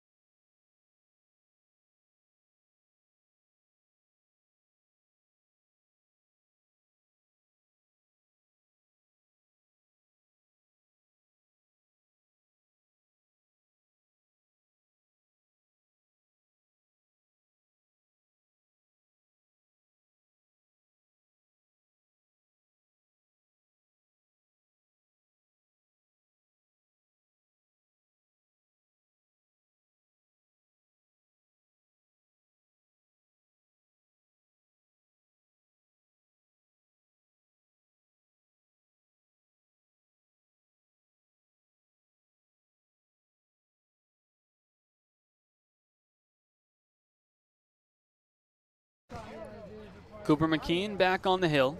He's fired 1 1/3 to this point. We'll look to make it 2 1/3 if he can get through this top of the 5th. Austin DeCouta alongside Lincoln Revill here with you from the broadcast booth that overlooks Judy Walden Scarafile Field at McKeon Park. McKeon ahead in the count, 0-1. Luke Boyers is due to lead us off as he stands in and takes a ball 1-1. Boyers is having himself a pretty solid ball game. Had a 2 RBI single back in the top of the 3rd. Makes him 1 for 2 on the night with the aforementioned 2 RBI. That misses for a ball, 2-1. Yeah, big single there in that 3rd inning of play for those 2 RBI, and if not for that single, we'd be in a 2-run game right now. That misses, 3-1.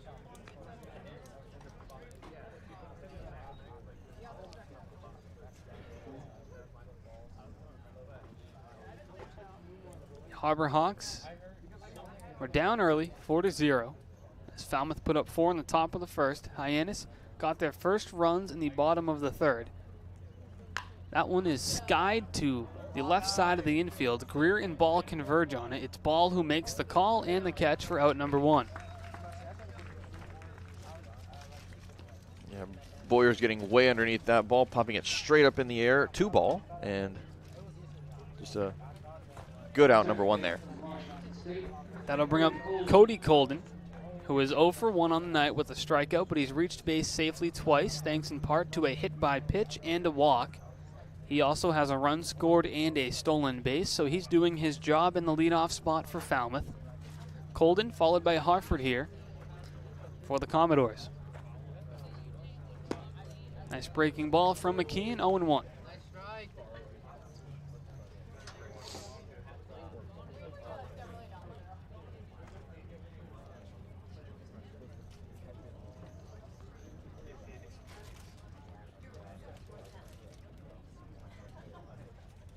Another breaking ball, 0-2. Back-to-back breaking balls, back-to-back at 80 miles per hour. With how well that breaking ball is going right now, I wouldn't be surprised if we saw a plethora of breaking balls during this half inning. See if we can see the trifecta here, as those two are pretty much identical. They were. I want to see the track on those, the overlay of the two of them next to each other. Might be in the same spot.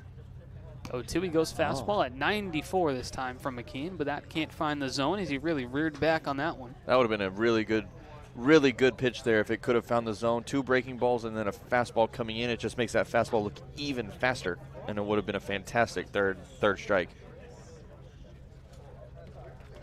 Cooper McKeon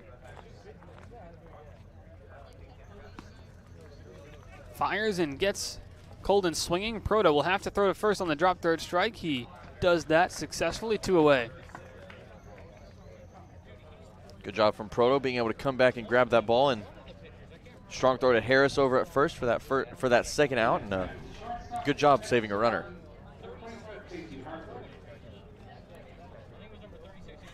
Dark clouds loom ahead here at McKeon Park.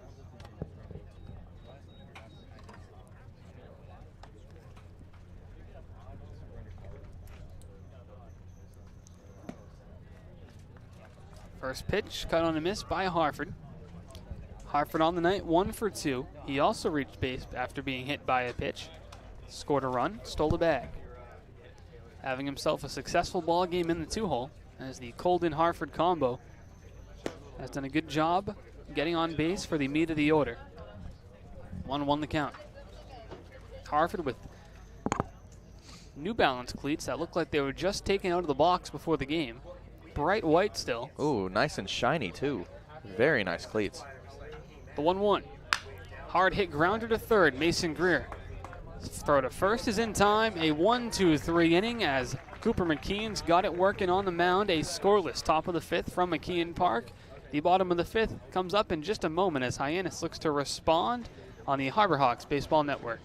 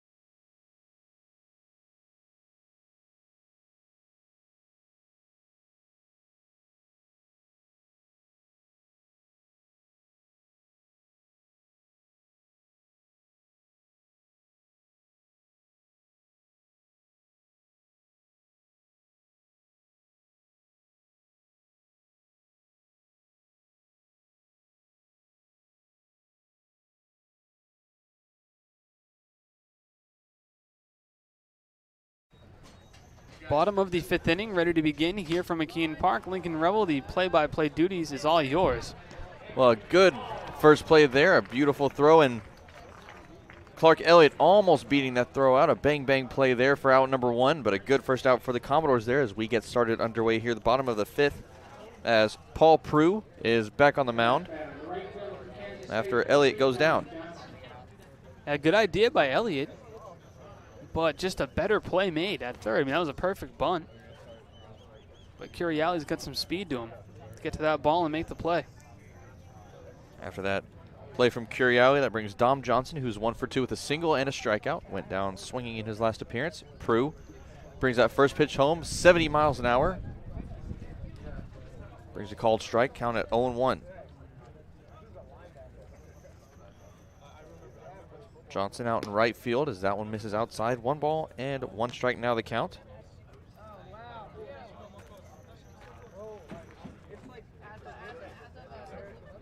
Prue, as we mentioned, from Wheaton College. He transferred to Wheaton from St. Michael's College. Was a dual multi-sport athlete in high school. Played football, basketball, and baseball.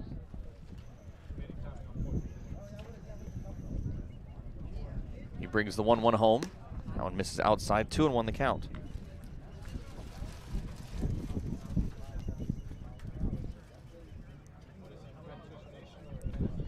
Prue majoring in business and management with a minor in economics. Brings that one home down low, 3-1. He says he chose Wheaton for its academic and athletic opportunities. So a good school on both fronts, Wheaton College. 3-1 from the lefty is fouled off. 3 balls and 2 strikes now the count. Wind is starting to pick up a little bit here. It's a little bit stronger than it was early on in the game. Yeah, I mean, usually we can gauge it based on the American flag out in right center, but it's still caught up in that tree. Yeah, now you can feel it coming in the booth a bit. Mm-hmm. And we may have rain soon. Maybe, yeah. There's some dark clouds looming, especially behind us here in the press box, just over the high school. As the payoff comes in, that misses. Ball 4. Full count walk to Dom Johnson. There's a runner on first, now with 1 away. Dom Johnson's going to have a great season at Kansas State. We've seen him progress terrifically here this summer with Hyannis, and he started off with that 3-run home run in game 2, was in a little bit of a skid for a bit, but picked it up nicely the second half of the season. He's put together some great at-bats, Lincoln, with his speed, his strength, and his glove in the outfield. He's a true 5-tool baseball player. Johnson now standing on first. 7-3 the score, Commodores lead.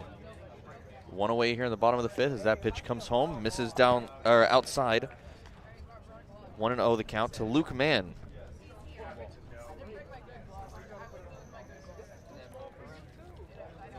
Mann 1 for 2. Ground out in the first, single in the third. An RBI single that ended up scoring Clark Elliott. Count now at 2-0 as Prue comes set from the stretch. Southpaw brings it home. That's outside, 3-0 in the count.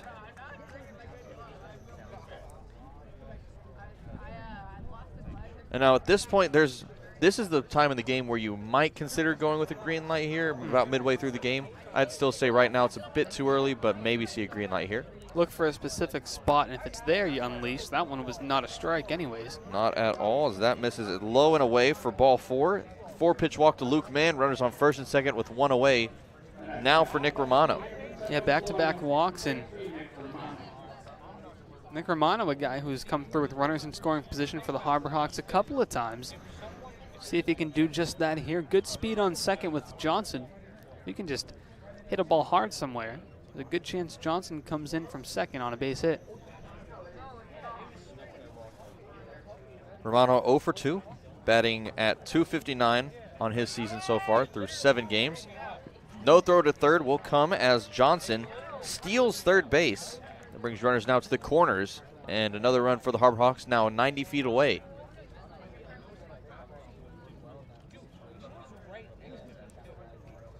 Johnson showing off his speed once again as he steals third base very easily. don't think we'll see a stolen base here for Mann as that one's lofted over the head of Armstrong. That's down for a base hit. One run's going to come in. Mann's going to head on over to third. That's an RBI single for Nick Romano. And the Harborhawks now trail 7-4. Nick Romano really knows how to bring runs in. He's done his job again there. And he didn't have to hit the ball a mile. He knows that. He just shortens up his swing a bit, takes that pitch the other way, and a soft liner brings home a run. And now the Harborhawks can have the tying run at the plate. That's Romano's 5th RBI of the night. As that tying run, Kyle Ball steps to the plate now. Runners on the corners. 7-4 now the score in the bottom of the 5th. Not a ton of speed at first with Romano. Unlikely you'll see him moving at any point. That first pitch misses outside to Kyle Ball. Ball's 1 for 2. Ground out in the second, reached on a single in the 4th, and ended up coming home later on. The lone run for the Harborhawks back in that 4th inning of play as Prue kicks and comes home with the 1-0. That one finds his own for strike 1. Good spot here for Kyle Ball, and there's a big hole between first and second base between Armstrong and Colden. If he can take something that way, it's a run. He tries to go opposite field, but ends up fouling that one off. Count goes now to 1-2. Middle infield for the Commodores is in double play depth, anticipating something towards the middle of the infield. Ball does run well down the line. It might be tough to get him.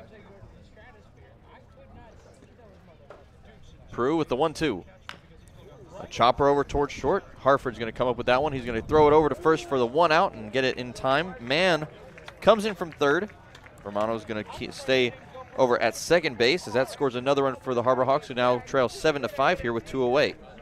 And Kyle Ball does his job. You bring a run home, continue to keep your team in this ball game, and keep at least one runner on base with Romano now in scoring position. So Hyannis very much in this ball game.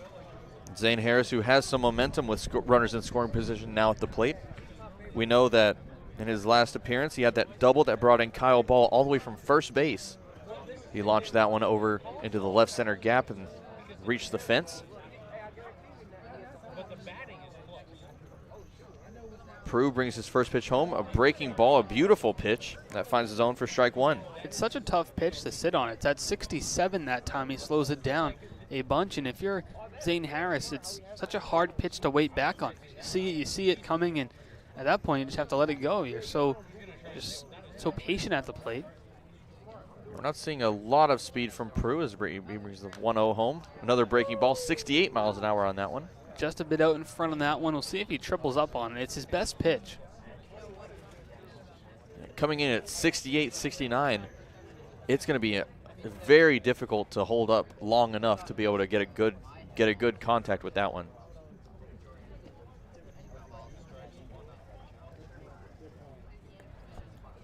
Harris now swinging 227. He's in the left-handed box.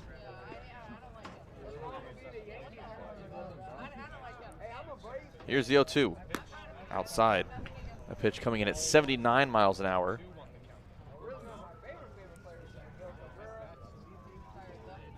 So again, not the fastest that we've seen. That fastball coming in about the low to mid 80s at times.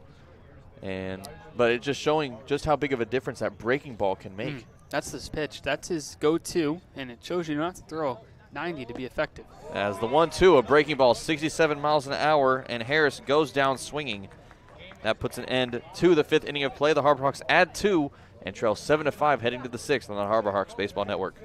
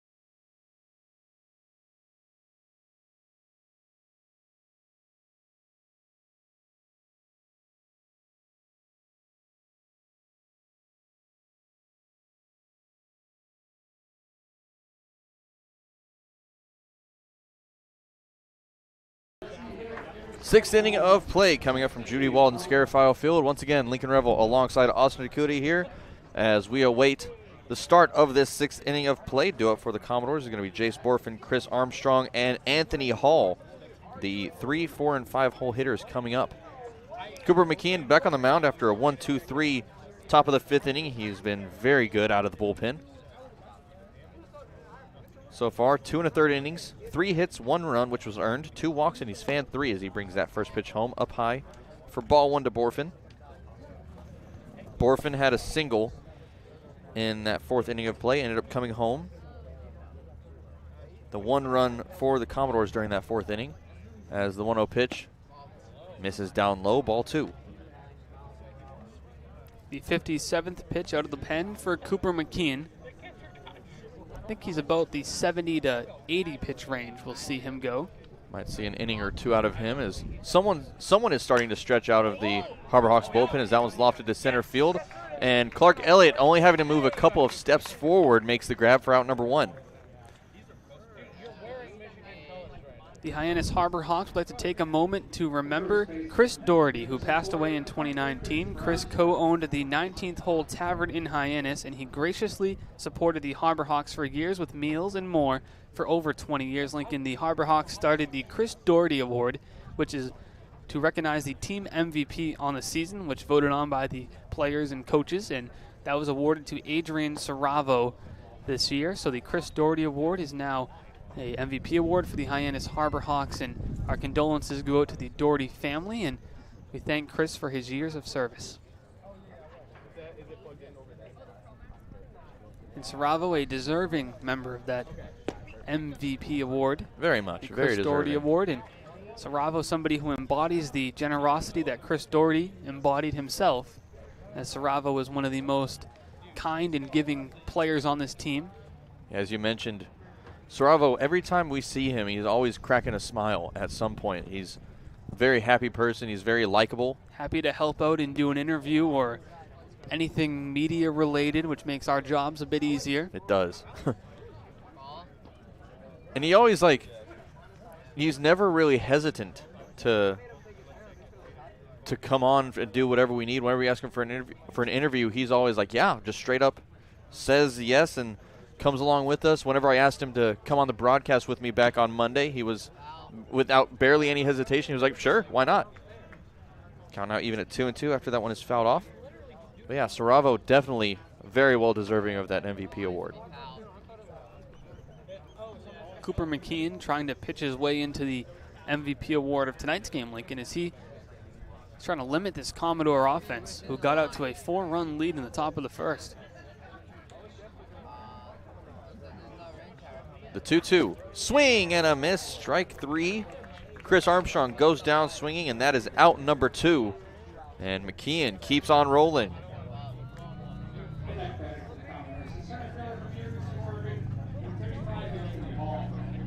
It's a good pitch there by McKeon. The breaking ball continues to be his best pitch. Early on in his outing, he was having a little bit of trouble locating that breaking ball, but he seemed to have settled in now and done a good job locating that pitch. McKeon now through 3 full innings with 2 away here as he brings his first pitch home. Ball 1 outside to Anthony Hall. Hall's 0 for 3 on his line, 2 strikeouts. He reached on a fielder's choice in the 4th. So he's reached base once. McKeon, the lefty, has the sign ready from Proto.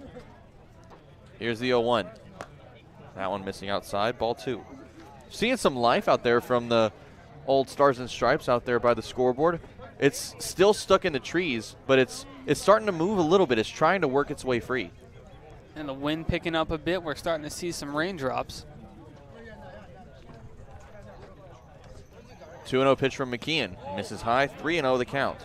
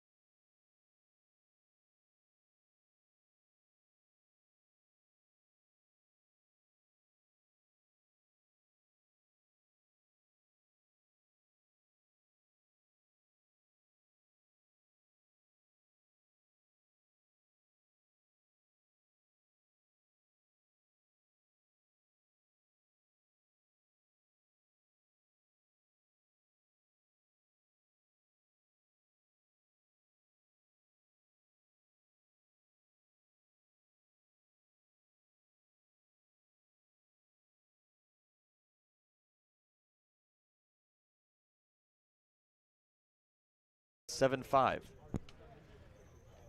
Have outscored Falmouth 5-1 in the last 3 innings or so.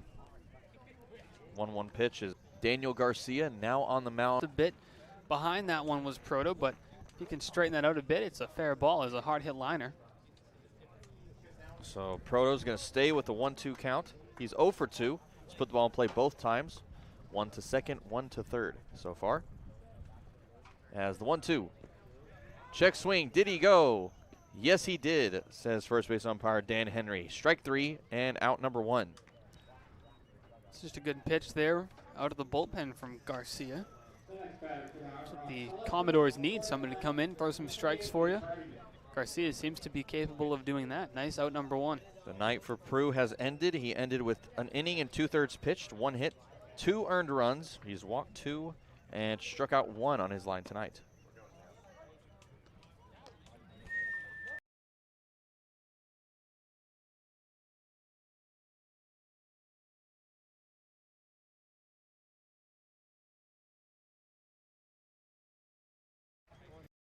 Back here, Bottom's now joining us, or after those 10-1. 1-1 the count, 1 away. Falmouth once again leading the Harbor Hawks by a score of 7-5. The Commodores with 7 runs on 7 hits and 1. More dark clouds coming over McKeon Park as a throw into first, not in time. Hardigan is back in safely. 1-1 remains the count.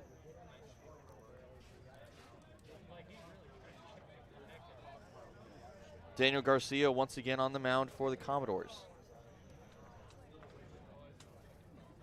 Felt a little bit of rain, a couple of drops here and there, as that one is a called strike. 1-2 the count. A lot of people in the crowd didn't like that call, but the count moves to 1-2 now. I think I heard 2 teams blue come. Yeah, I think I heard that too. Yelling down. Pickoff move over to first, not in time. Been a pretty consistent zone all night for both teams. It's a tight strike zone, but yeah, I think the pitchers have figured out where it is. Yeah, it's the pitcher's job to adapt to that strike zone as well as the hitters. As Garcia brings the 1-2. Hit back up the middle. Colden's going to toss that one over to second for 1. Harford, throw to first, is in time. A 4-6-3 double play for an early end to that 6th inning.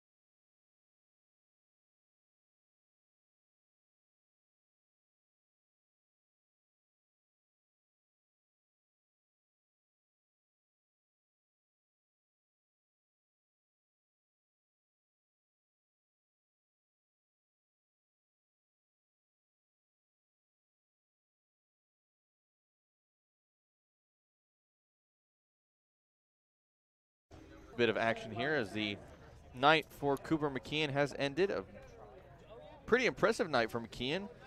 Mound. Jonathan French and Luke Boyers will be up at the plate for out number 1. 1 pitch and 1 out. One took a big hop on him. He stays with it, and unassisted play by Harris. That was with 1 away. Jonathan French up to the plate now. 0 for 2 on his line. A pair of McCloskey from the right-handed side as he brings home the 0-1 pitch. Breaking ball that hits French, and he reaches first. 67 miles per hour on the breaking ball. Might not leave a bruise. A rare hit by pitch that may not sting too bad. Yeah, it didn't hit solidly. It just grazed off of his shoulder a bit. So now French reaches base for the 2nd time tonight. Both have been free bases, a walk and a hit by pitch. So now once again, 1 away. Luke Boyers up to that's going to drop right behind him, and that's going to head towards the fence. That's going to be picked up by Hardigan. Runners are going to advance as French is going to pull up at third. That is a double for Luke Boyers.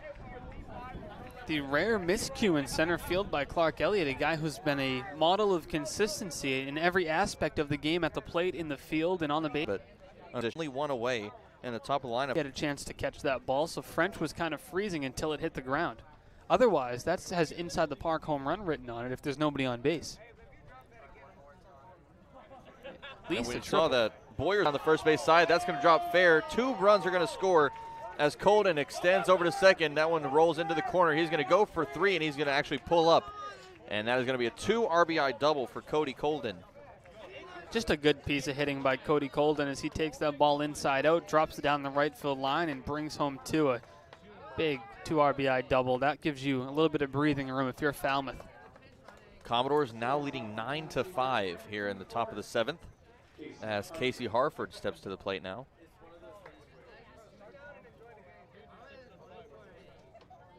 Harford sitting at 1 for 3 on his line. A single, fly out, ground out. He also reached after being hit by a pitch in the first. He lines that one. That's going to drop for a base hit. Another run is going to come in to score as that one's picked up by Hardigan and left. The throw into second base keeps the runner at first, and Colden comes in from second, and the Commodores now lead by 5. Falmouth doing a good job of hitting Angus McCloskey out of the pen. That's going to prompt a mound visit from Coach Korn.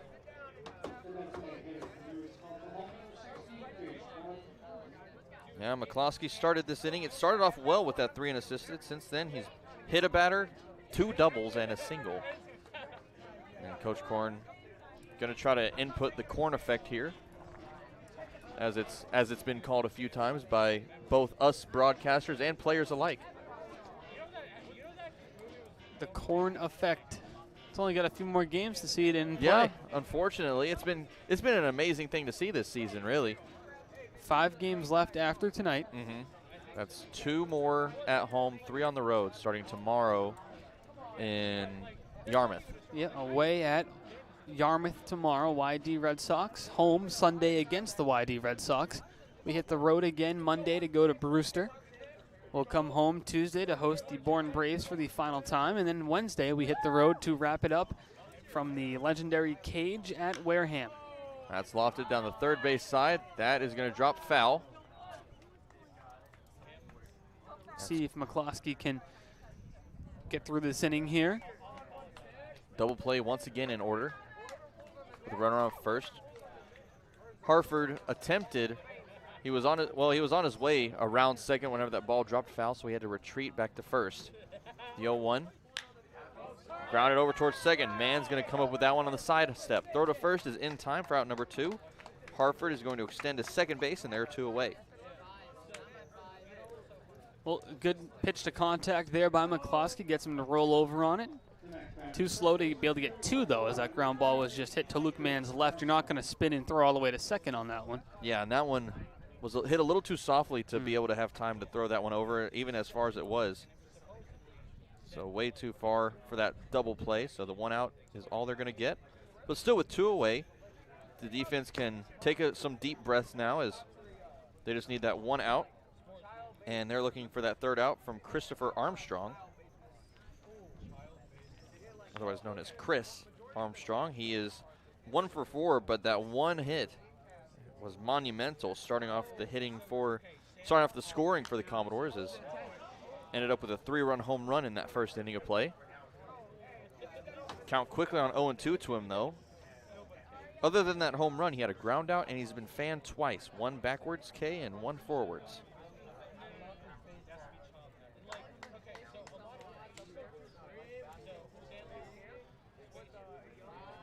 McCloskey ready with the pitch. The 0-2. Lofted. That's into center field. Elliott sees it, and he's going to settle under it and make the grab for out number 3. The Commodores add 3, and they lead 10-5, heading to the bottom of the 7th. The 7th inning stretch coming up on the Harbor Hawks Baseball Network.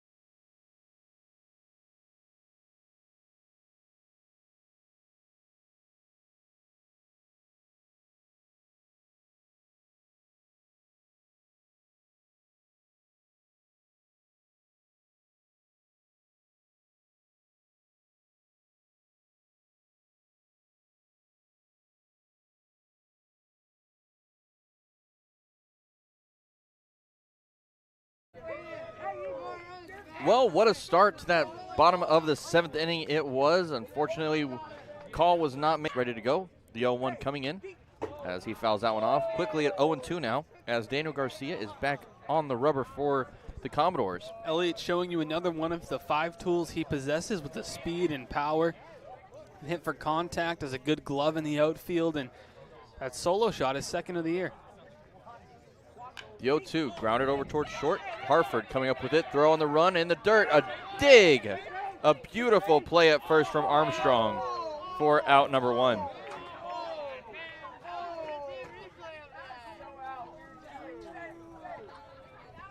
Now with one away, that's going to bring Luke Mann to the plate.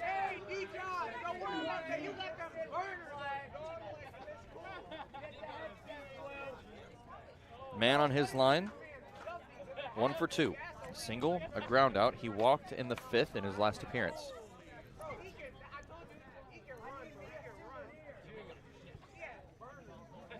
Mann's another guy who can hit a ball a mile if it's in the zone, so see if he can unload on a fastball here. He loves to hit that fastball. We have seen Mann unload on a ball and send it a mile long as he had one. Fastball. We have seen Mann unload on a ball and send it a mile long as he had one that we tracked at 441 feet earlier on this season. As the 1-0, a big swing from him. Can't find it, 1-1. Yeah, he hit that ball, and off the bat, everyone just knew it was gone. Similar to the Clark Elliott home run that we had, and unfortunately, once again, had some technical difficulties, so we couldn't get the call on that one, but a massive home run it was. Count now at 1-2 to Mann. We'll see if we can restore our camera feed at some point soon, as we're just going to be audio only for a bit. Garcia coming in from the right side. Called strike 3 right down the heart of the plate for strike out number 1 of the inning and out number 2. Good pitch by Garcia. Freezes Mann. Surprised him a bit with that one. That's strikeout number 2 for Daniel Garcia, and with 2 away, Nick Romano is going to step up. Had a single in his last appearance, 1 for 3 overall. Nick Romano from UCF, a Knight along with outfielder / second baseman Trent Taylor. The 0-1 coming from Garcia, grounded over towards the third base side. That's going to be past the glove of Curiali, and Harris is going to go for second. Throw is going to be picked up by Boyers. He won't throw it into second, and that is going to be a double for Nick Romano. Nice piece of hitting by Romano. Hit the ball hard somewhere, and you'll find success. And that is going to be counted as a double. With 2 away now and a runner in scoring position, Kyle Ball steps to the plate. Ball also 1 for 3 on his line. A single and 2 groundouts, both of those groundouts to short. After that single in the 4th, he ended up coming home as one of the now 6 runs for the Harbor Hawks, who just aren't going away here in this game. They don't quit. A resilient group. First pitch to him is fouled off. 0-1 the count. This crowd becoming very lively down behind us here in the press box. Our big crowd here behind home plate. Dean College Sports Broadcasting Camp visiting tonight. Yeah, very happy to have them here with us. The 0-1. Chopped over to the third base side. Curiali's going to pick that one up. Throw over to first. Hard throw is just in time for out number 3. Ball's out by a half step, and that's going to end the 7th. Harbor Hawks add 1 and trail 10-6 here on the Harbor Hawks Baseball Network.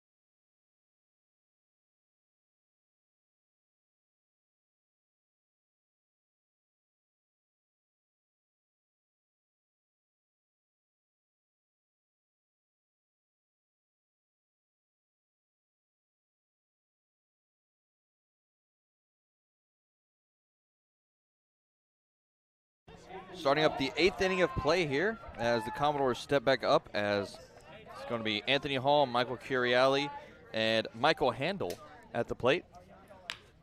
That first pitch drilled into right field and way back and gone for Anthony Hall. Well, he did not miss that one. That one's out of here in a hurry, as the Commodores extend their lead now to 11-6. He's going to take his time around the bases, and that one was hit very well. Very well. Got every single stitch of that one. That happens when you...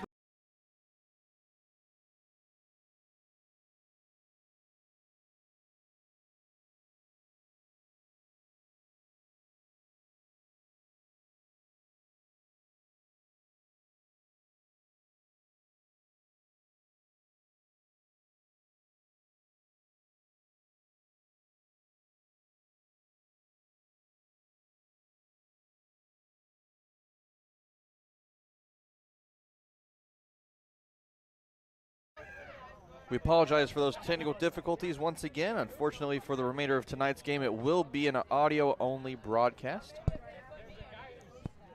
But we are now in the top half of the 8th inning.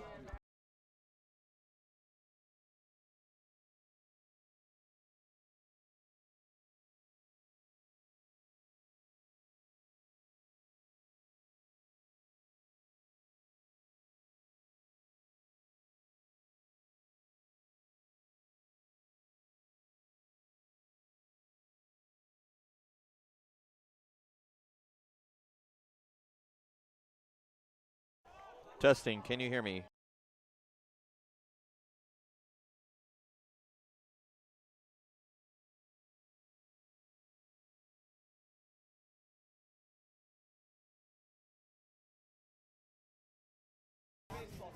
Two balls and one strike to count now after those technical difficulties. Again, sincerely apologize as that one's lofted out towards left field. Hardigan is going to come up and call it, and it's going to drop out of his glove.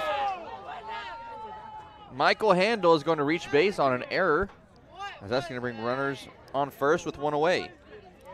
Unfortunately for Hardigan, he had to come a long way to try to grab that one. He tried to play it off the side. It just kicks off of his glove. See if McCloskey can try to pitch through French here and maybe get a double play. Angus McCloskey still on the mound for the Harbor Hawks. McCloskey threw an inning and a third. So far has allowed 4 hits, 4 earned runs so far. Throw to first, tag is not in time as Handel is back in safely. Jonathan French overall has reached base twice, both free bases on a walk, and he got hit by a pitch. So he's 0 for 2 officially, but he has reached base twice. That pitch misses. Count goes to 1-0 now. If you're just now joining us, Lincoln Revill once again alongside Austin DeCouta, as Anthony Hall started off this 8th inning of play with a solo home run that went way over that right field wall. Now we got the total number on that home run, and apparently it went about 370 feet. Looked a lot deeper, but the official number was around 370. As a 2-0. Pickoff move over to first, not in time once again. 2 balls and no strikes, still the count. Since then, Michael Curiali went down with a 1-3 putout up the middle. Michael Handel then lofting one out towards left field where Hardigan came under it, but he couldn't catch it as that one dropped out of his glove. Throw down to second, gets over the head of man. That's going to roll out into center field as Elliott's going to come up on it in a hurry. Handel's going to stay at second, and he has a stolen base.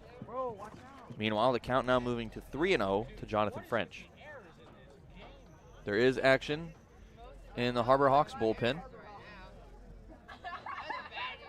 It's another right-hander. 3-0, 1 away. That one called strike. Count moves now 3 balls and 1 strike with 1 away.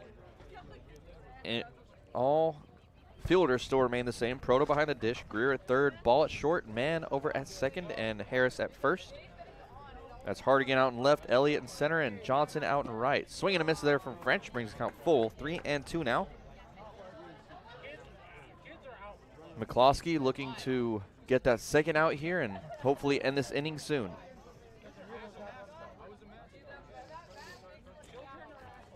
Counts full. French in the right-handed box. Pitch comes in. That one's lofted out towards right. That's Johnson coming back towards his right and near the wall, and that's going to be caught for out number 2. Meanwhile, Handel's going to extend over to third. Runner on third now with 2 away after a long fly ball there from Johnson.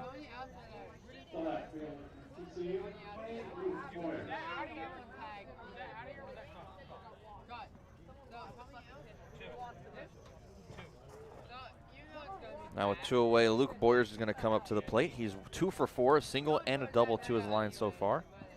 A pair of flyouts also to sum up his night. A couple of late runs here from Falmouth, 4 over the last 2 innings, and that's helped them grab this growing lead, I guess. I mean, it was a closer game just a little while ago, a 1-run game.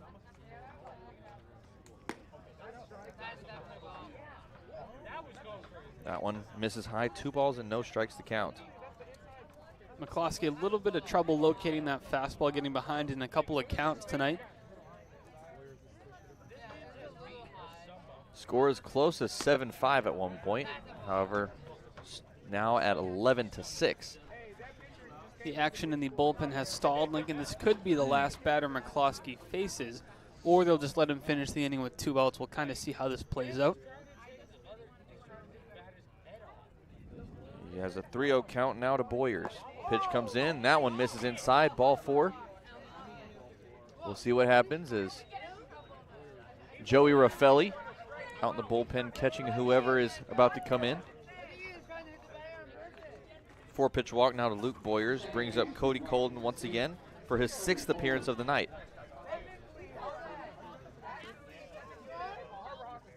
And it looks like they're going to keep McCloskey out there for the remainder of this inning at least. So whoever this new pitcher is will come in to finish out the game in the 9th inning. Tough to see from here with all the New Jersey changes for tonight with the red jerseys on Fridays, different numbers. First pitch finds the zone from McCloskey. 0-1 the count. Colden in his last appearance had a double. He's reached home twice. Might be Austin Brush. It's him or Sal Fusco. We'll see who that new pitcher is coming up. It's a right-hander. That's all we know. The 0-1 misses. 1 ball and 1 strike to count. McCloskey has good velocity on the fastball up near 90, and the breaking ball we've seen from him can dip as low as 68. So a really good difference in speed on those 2 pitches. See what he brings home with the 1-1. Breaking ball that's hit over towards the third base side. Backhand by Greer. Throw to first. The dig from Harris can't be made. That's going to score 1 run. And that's going to be Boyers. That's going to be held up at third base. Tough play to make there for Mason Greer. He had to take a step back and play that one on the hop, and his only shot is to really zip that one across the diamond. Unfortunately, the throw couldn't be dug out. It's going to be counted as an error on Mason Greer over at third. So 3rd error of the night for the Harbor Hawks. And the Commodores now extend their lead to 12-6.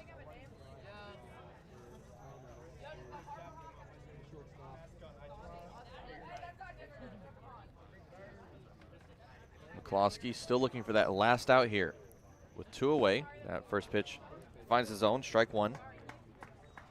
Has to continue to attack, come in the zone early in these counts, and just kind of keying on the hitter. You know, forget the guys on base, forget what's happened in the inning, just have a short memory and come back and throw some strikes. Casey Harford at the plate, 2 for 4, pair of singles as he grounds that one back up the middle. Backhanded play by Mann, throw over to first. Dig from Harris can't be made.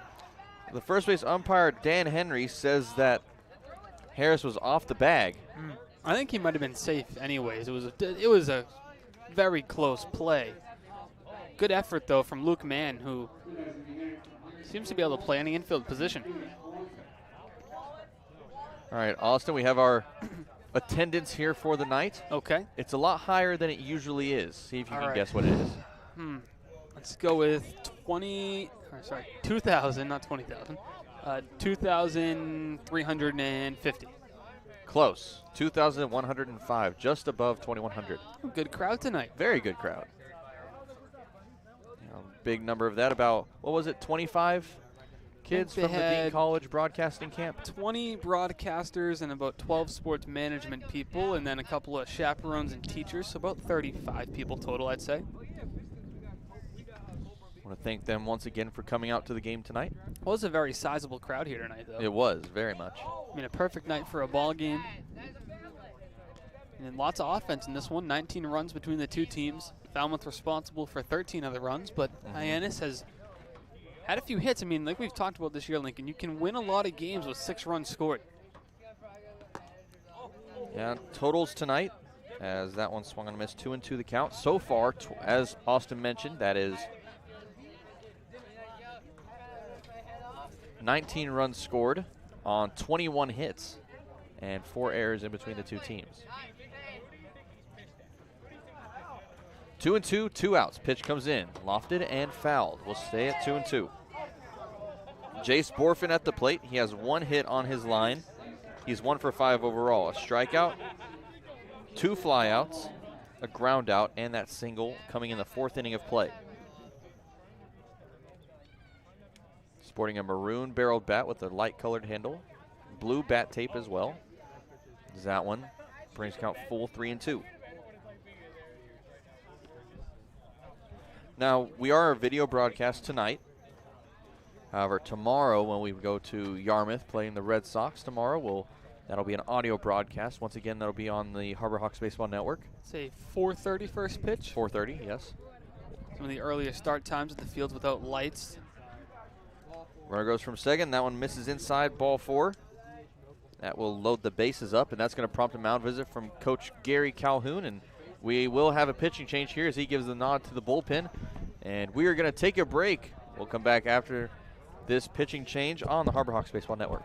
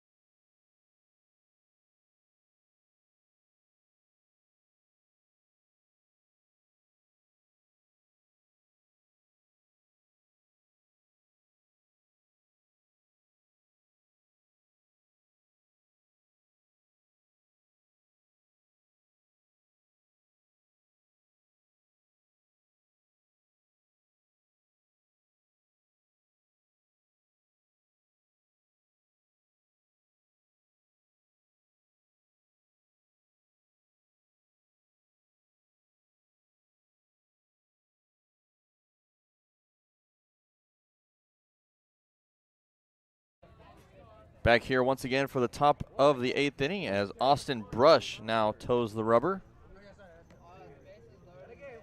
First pitch to Chris Armstrong is a ball. 1-0 the count, 2 away. Before we go any further, a quick word from Milton Cat. I'll get to that right after this pitch from Brush. That one inside, ball 2. For sales and rentals of Caterpillar machinery, generators, and marine engines, visit MiltonCat.com, your area cat dealer. Milton Cat, the Cape and Islands Caterpillar dealer, is proud to be a sponsor of today's game. Thank you very much. That one fouled off, bringing the count now 2-1.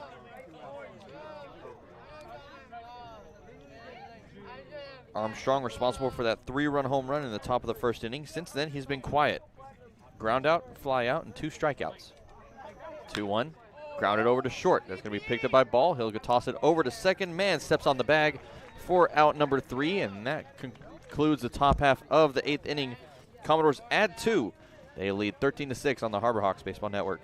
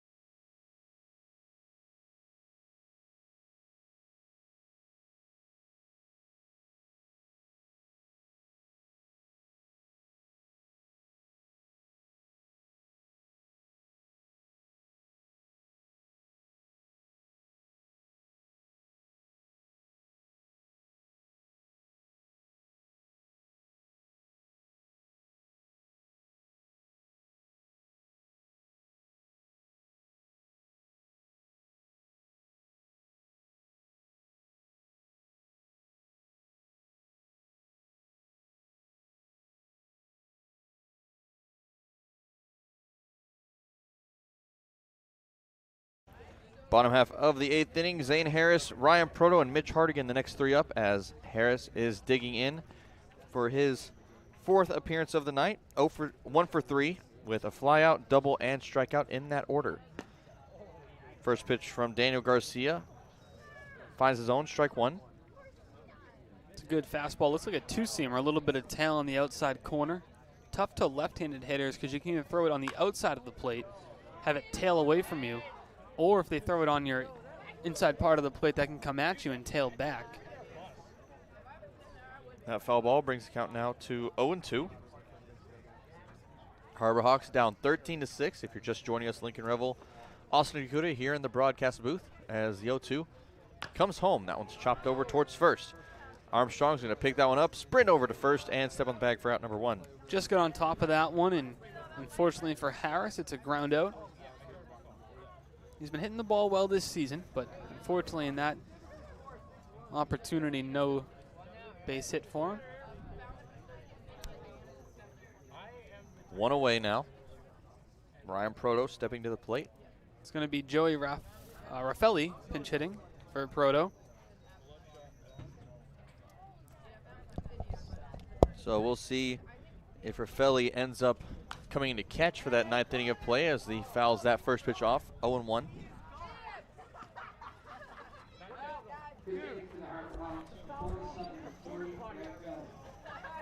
Raffelli, the newest addition to the Harbor Hawks.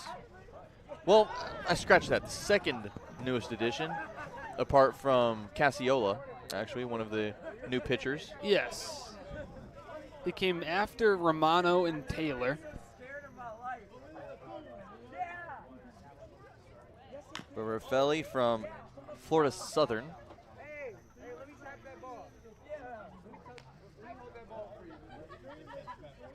So far this season, has yet to record his first hit. He's had 6 appearances in now 5 games, so make that 7 appearances.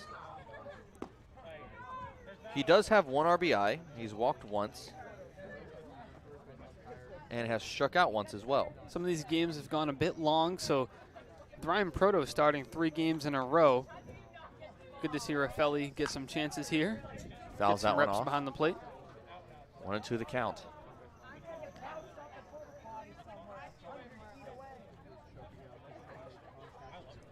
If he could foul that one off, that'd be, or excuse me, if he could get his first hit here, that'd be a great milestone for him. First hit of the Cape Cod season.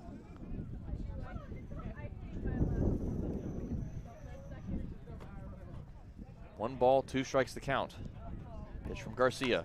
Grounded and fouled once again.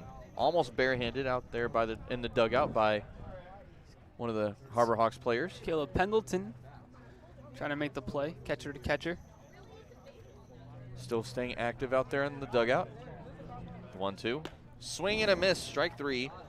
As Raffelli goes down swinging for out number 2. That breaking ball lit up Raffelli's eyes as it was hung a bit in the zone, but he still was able to have enough cut to it. It looked like a slider. It's never good to hang a slider, but it was still moving towards the outside part of the plate. He can still be a little bit of a tough pitch to hit. So now 2 away. Ground out and a strikeout so far here in the 8th for the Harbor Hawks as Mitch Hardigan steps up, takes a big hack at that first pitch, but can't find it. 0-1. Hardigan's another guy who his bat has come alive the second half of the season, really hitting the ball hard in almost every at-bat. 0-1, another big swing there. A little bit late on that pitch, coming at 86 miles an hour. Count now at 0-2. Be sure to check out our little post-game show for after tonight's game, Hawk Talk. It's going to be posted on YouTube as at 0-2 pitch, a high fastball swung on and missed. Hardigan goes down. 3-up, 3-down inning for the Harbor Hawks. We head to the 9th. Harbor Hawks trail 13-6 on the Harbor Hawks Baseball Network.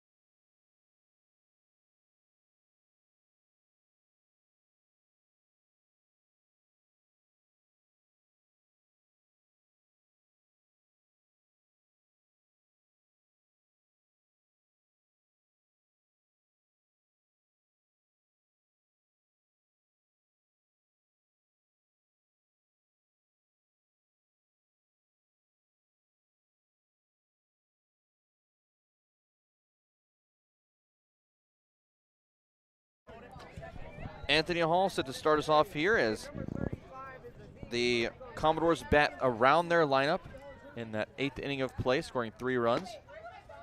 Hall, who started off the 8th inning with a solo home run, starts off this inning as well. Although this at-bat has already taken a longer time than his at-bat in the 8th, as he swung at the first pitch and sent it well over that right field fence. Now the count on him at 0-2 after that pitch is fouled off. Austin Brush did a good job coming in to get the final out of that 8th inning. Now fires 2 strikes right away, and that's what the Harbor Hawks needed, Lincoln. It's been a long game for them. A lot of pitches thrown between their pitchers, so it's good to see Brush firing strikes away. Austin Brush now on the mound. Brush coming from the University of Dayton, originally from St. Louis, Missouri. Count stays at 0-2, looking for his first strikeout of the night. The 0-2. Lined and through for a base hit in between first and second, as that's going to be a leadoff single for Anthony Hall.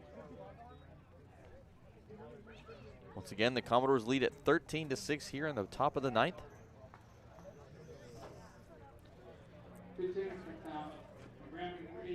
And now that's going to be Cameron Buford coming up to pinch hit. He's going to be in place of Michael Curiali. It looks like this will be his first at-bat of the season, from what we can see. He watches that first pitch go, ball 1. Brush with the pitch, fouled off, 1-1 the count.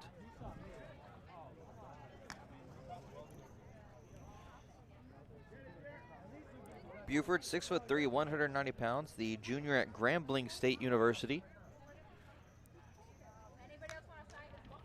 Fouls that pitch off, 1 ball and 2 strikes. In the time he played for the Tigers this season,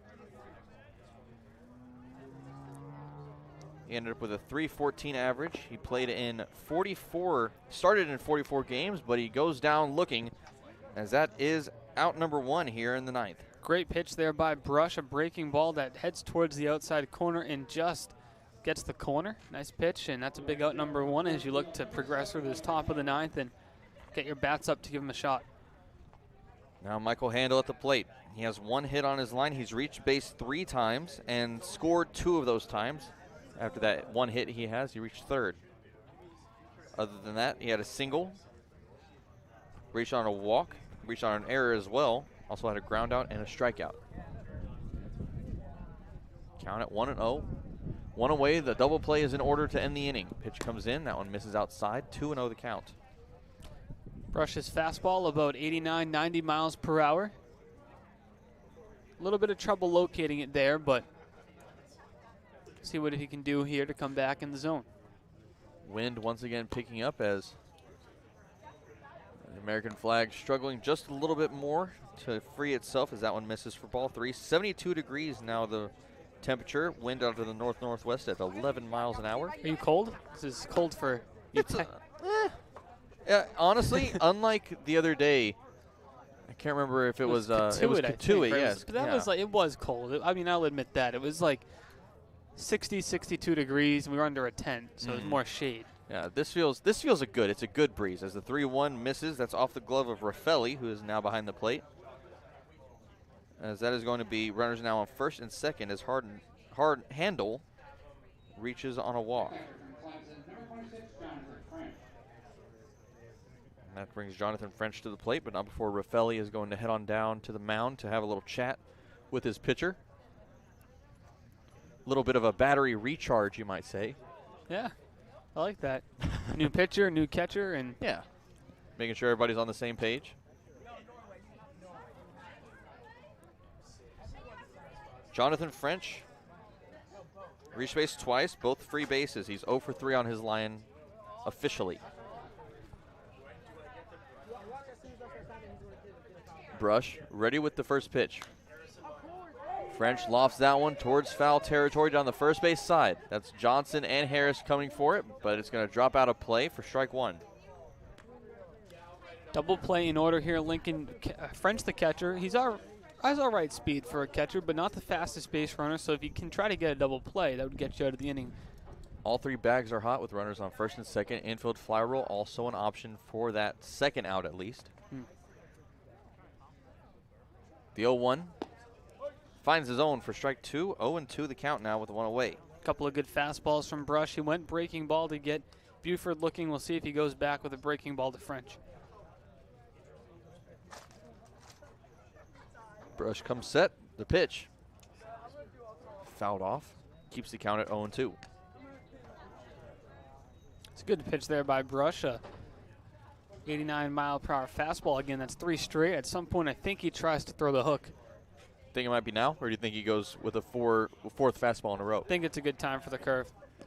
Brings the curve, 79, and that one misses for ball 2. Or ball 1, that is, ball 1.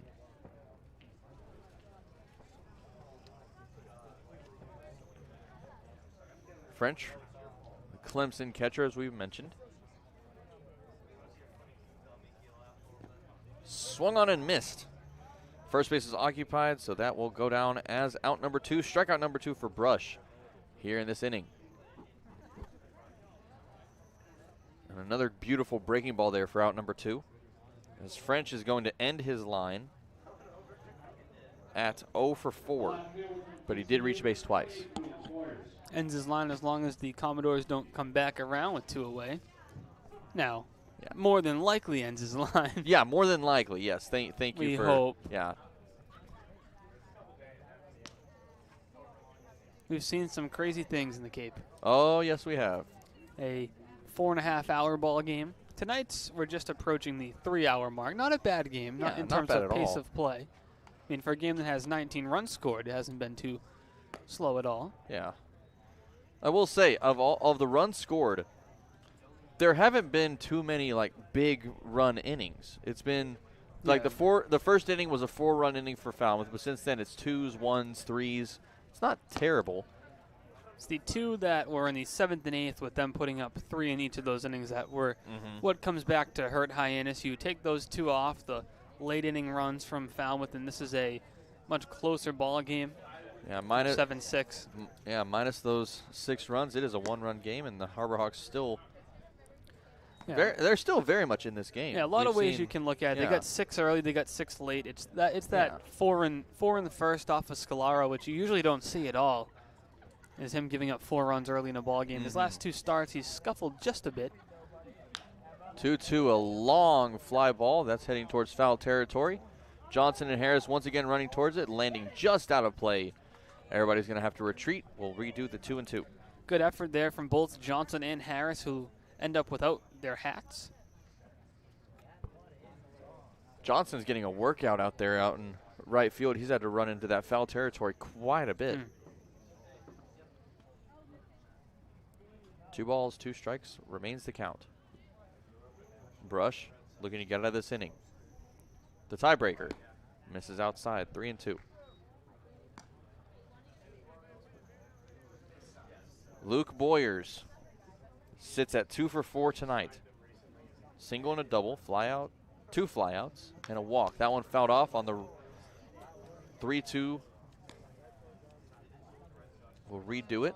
Handel ended up starting over towards second. Meanwhile, that was Hall that decided to stay in his spot over at second instead of moving on the 3-2 pitch like we've seen most of the time.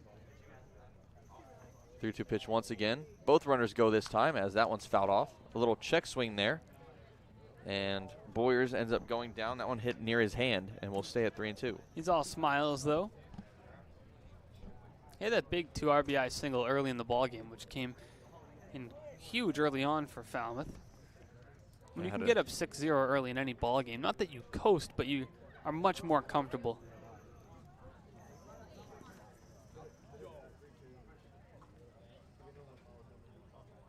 Three-two once again. Breaking ball, called strike 3. 3 strikeouts from Brush as he strikes out the side here in the 9th. We head to the bottom half. Hawks trailing 13-6 on the Harbor Hawks Baseball Network.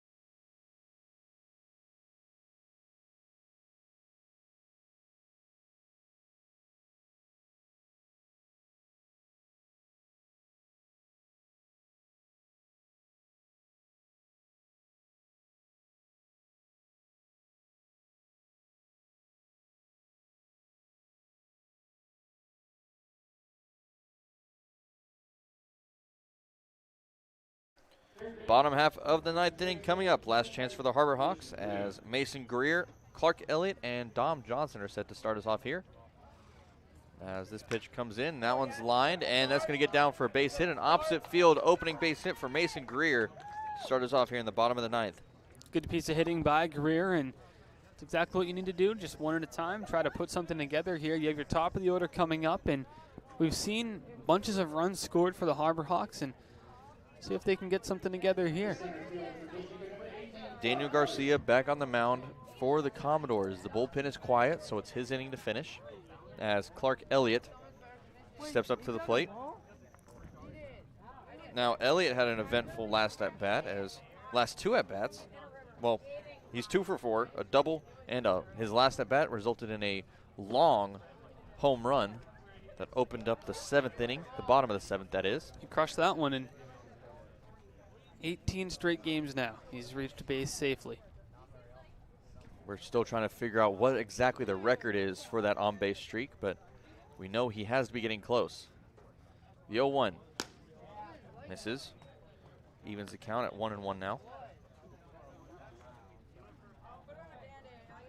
Elliott from Michigan. He sports cleats, white cleats with the Michigan M. 1-1. Watches it go low. 2-1 the count.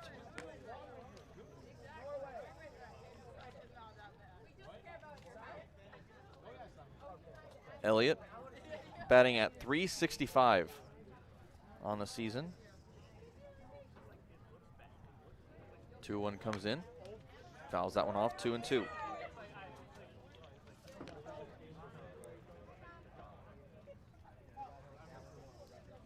Elliott sporting the highest batting average and highest on-base percentage. His on-base percentage has to be close to 500 now. He was at 483 to start the game. He's reached base twice since then. The 2-2 called strike 3. Elliott didn't like that call very much. That is going to be out number 1.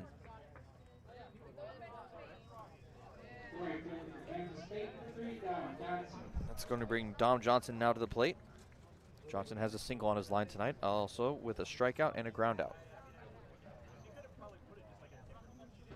Johnson has a good bat at the plate, Lincoln. A couple of homers this season. We've seen good power from him all season long, and what's impressed me the most is his ability to hit to all fields. We know Johnson loves hitting opposite field.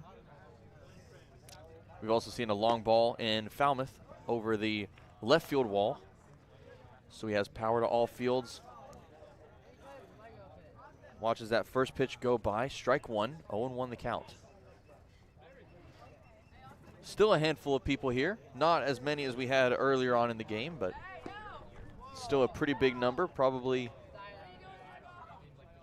I'd say close to 150, 200 people still here.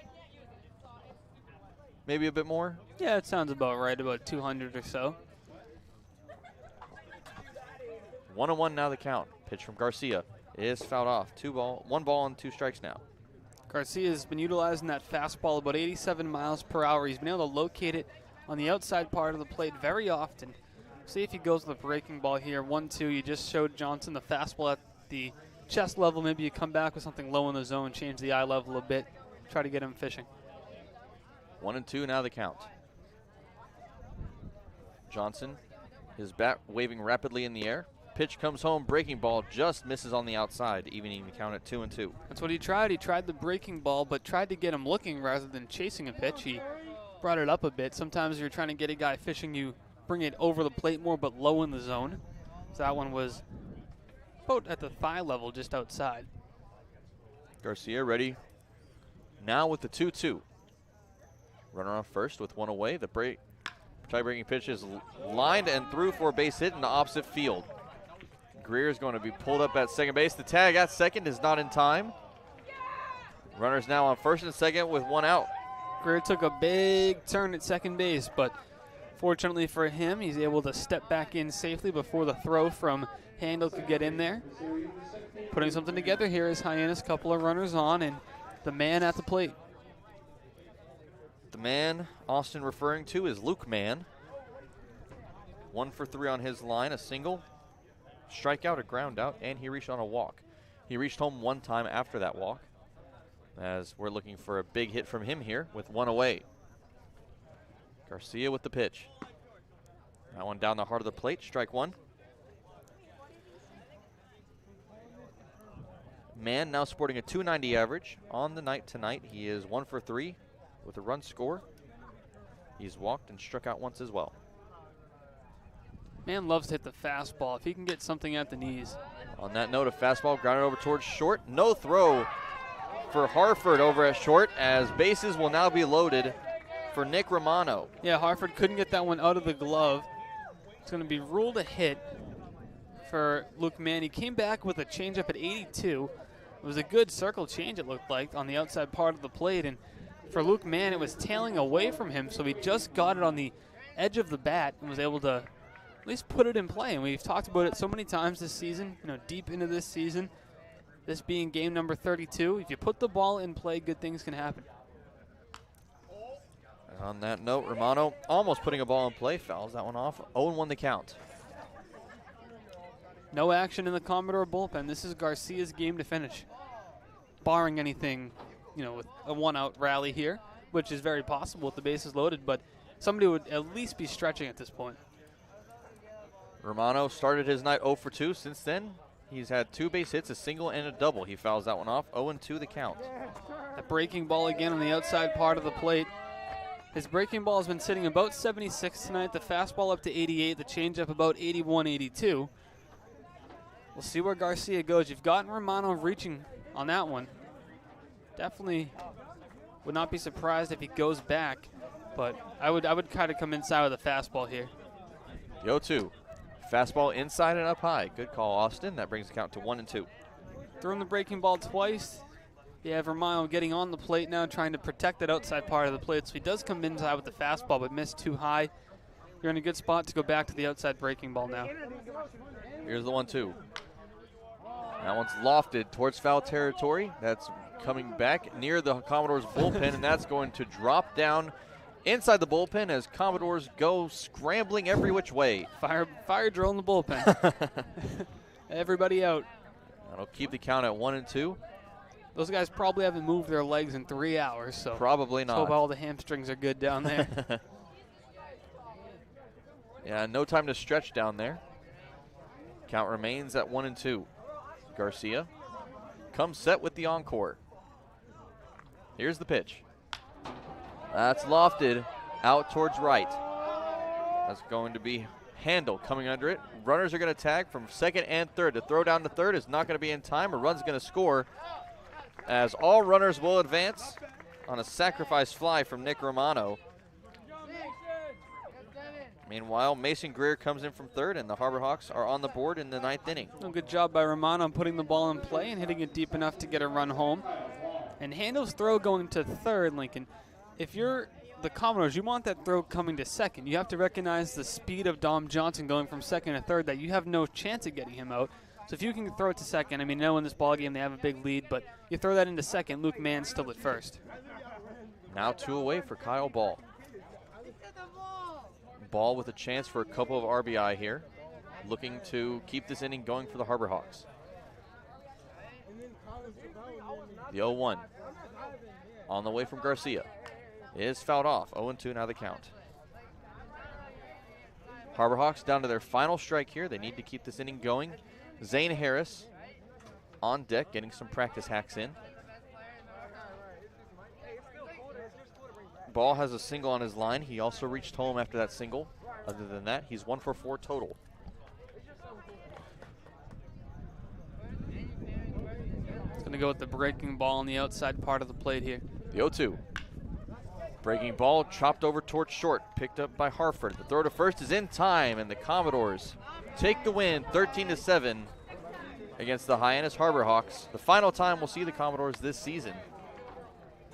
Yeah, the Commodores' offense was electric once again. 13 runs on 13 hits, and if you're Hyannis, it's hard to win ball games when 13 runs come across, but the bats did enough tonight. 7 runs, 12 hits, but unfortunately just not enough to overcome that explosive game from the Commodores. After tonight's game against the Commodores, the Harbor Hawks are going to be back tomorrow night in Yarmouth battling the Red Sox before game 1 of a back-to-back series with the Red Sox coming up. Both of those games will be right here on the Harbor Hawks Baseball Network. But for now, for our Director of Broadcasting, Harrison Meyers, for our producer, Matt Noah, our sideline reporter, Taylor Farmer, and my broadcast partner, Austin DeCouta, I am Lincoln Revill saying good night from Judy Walden Scarafile Field, and God bless.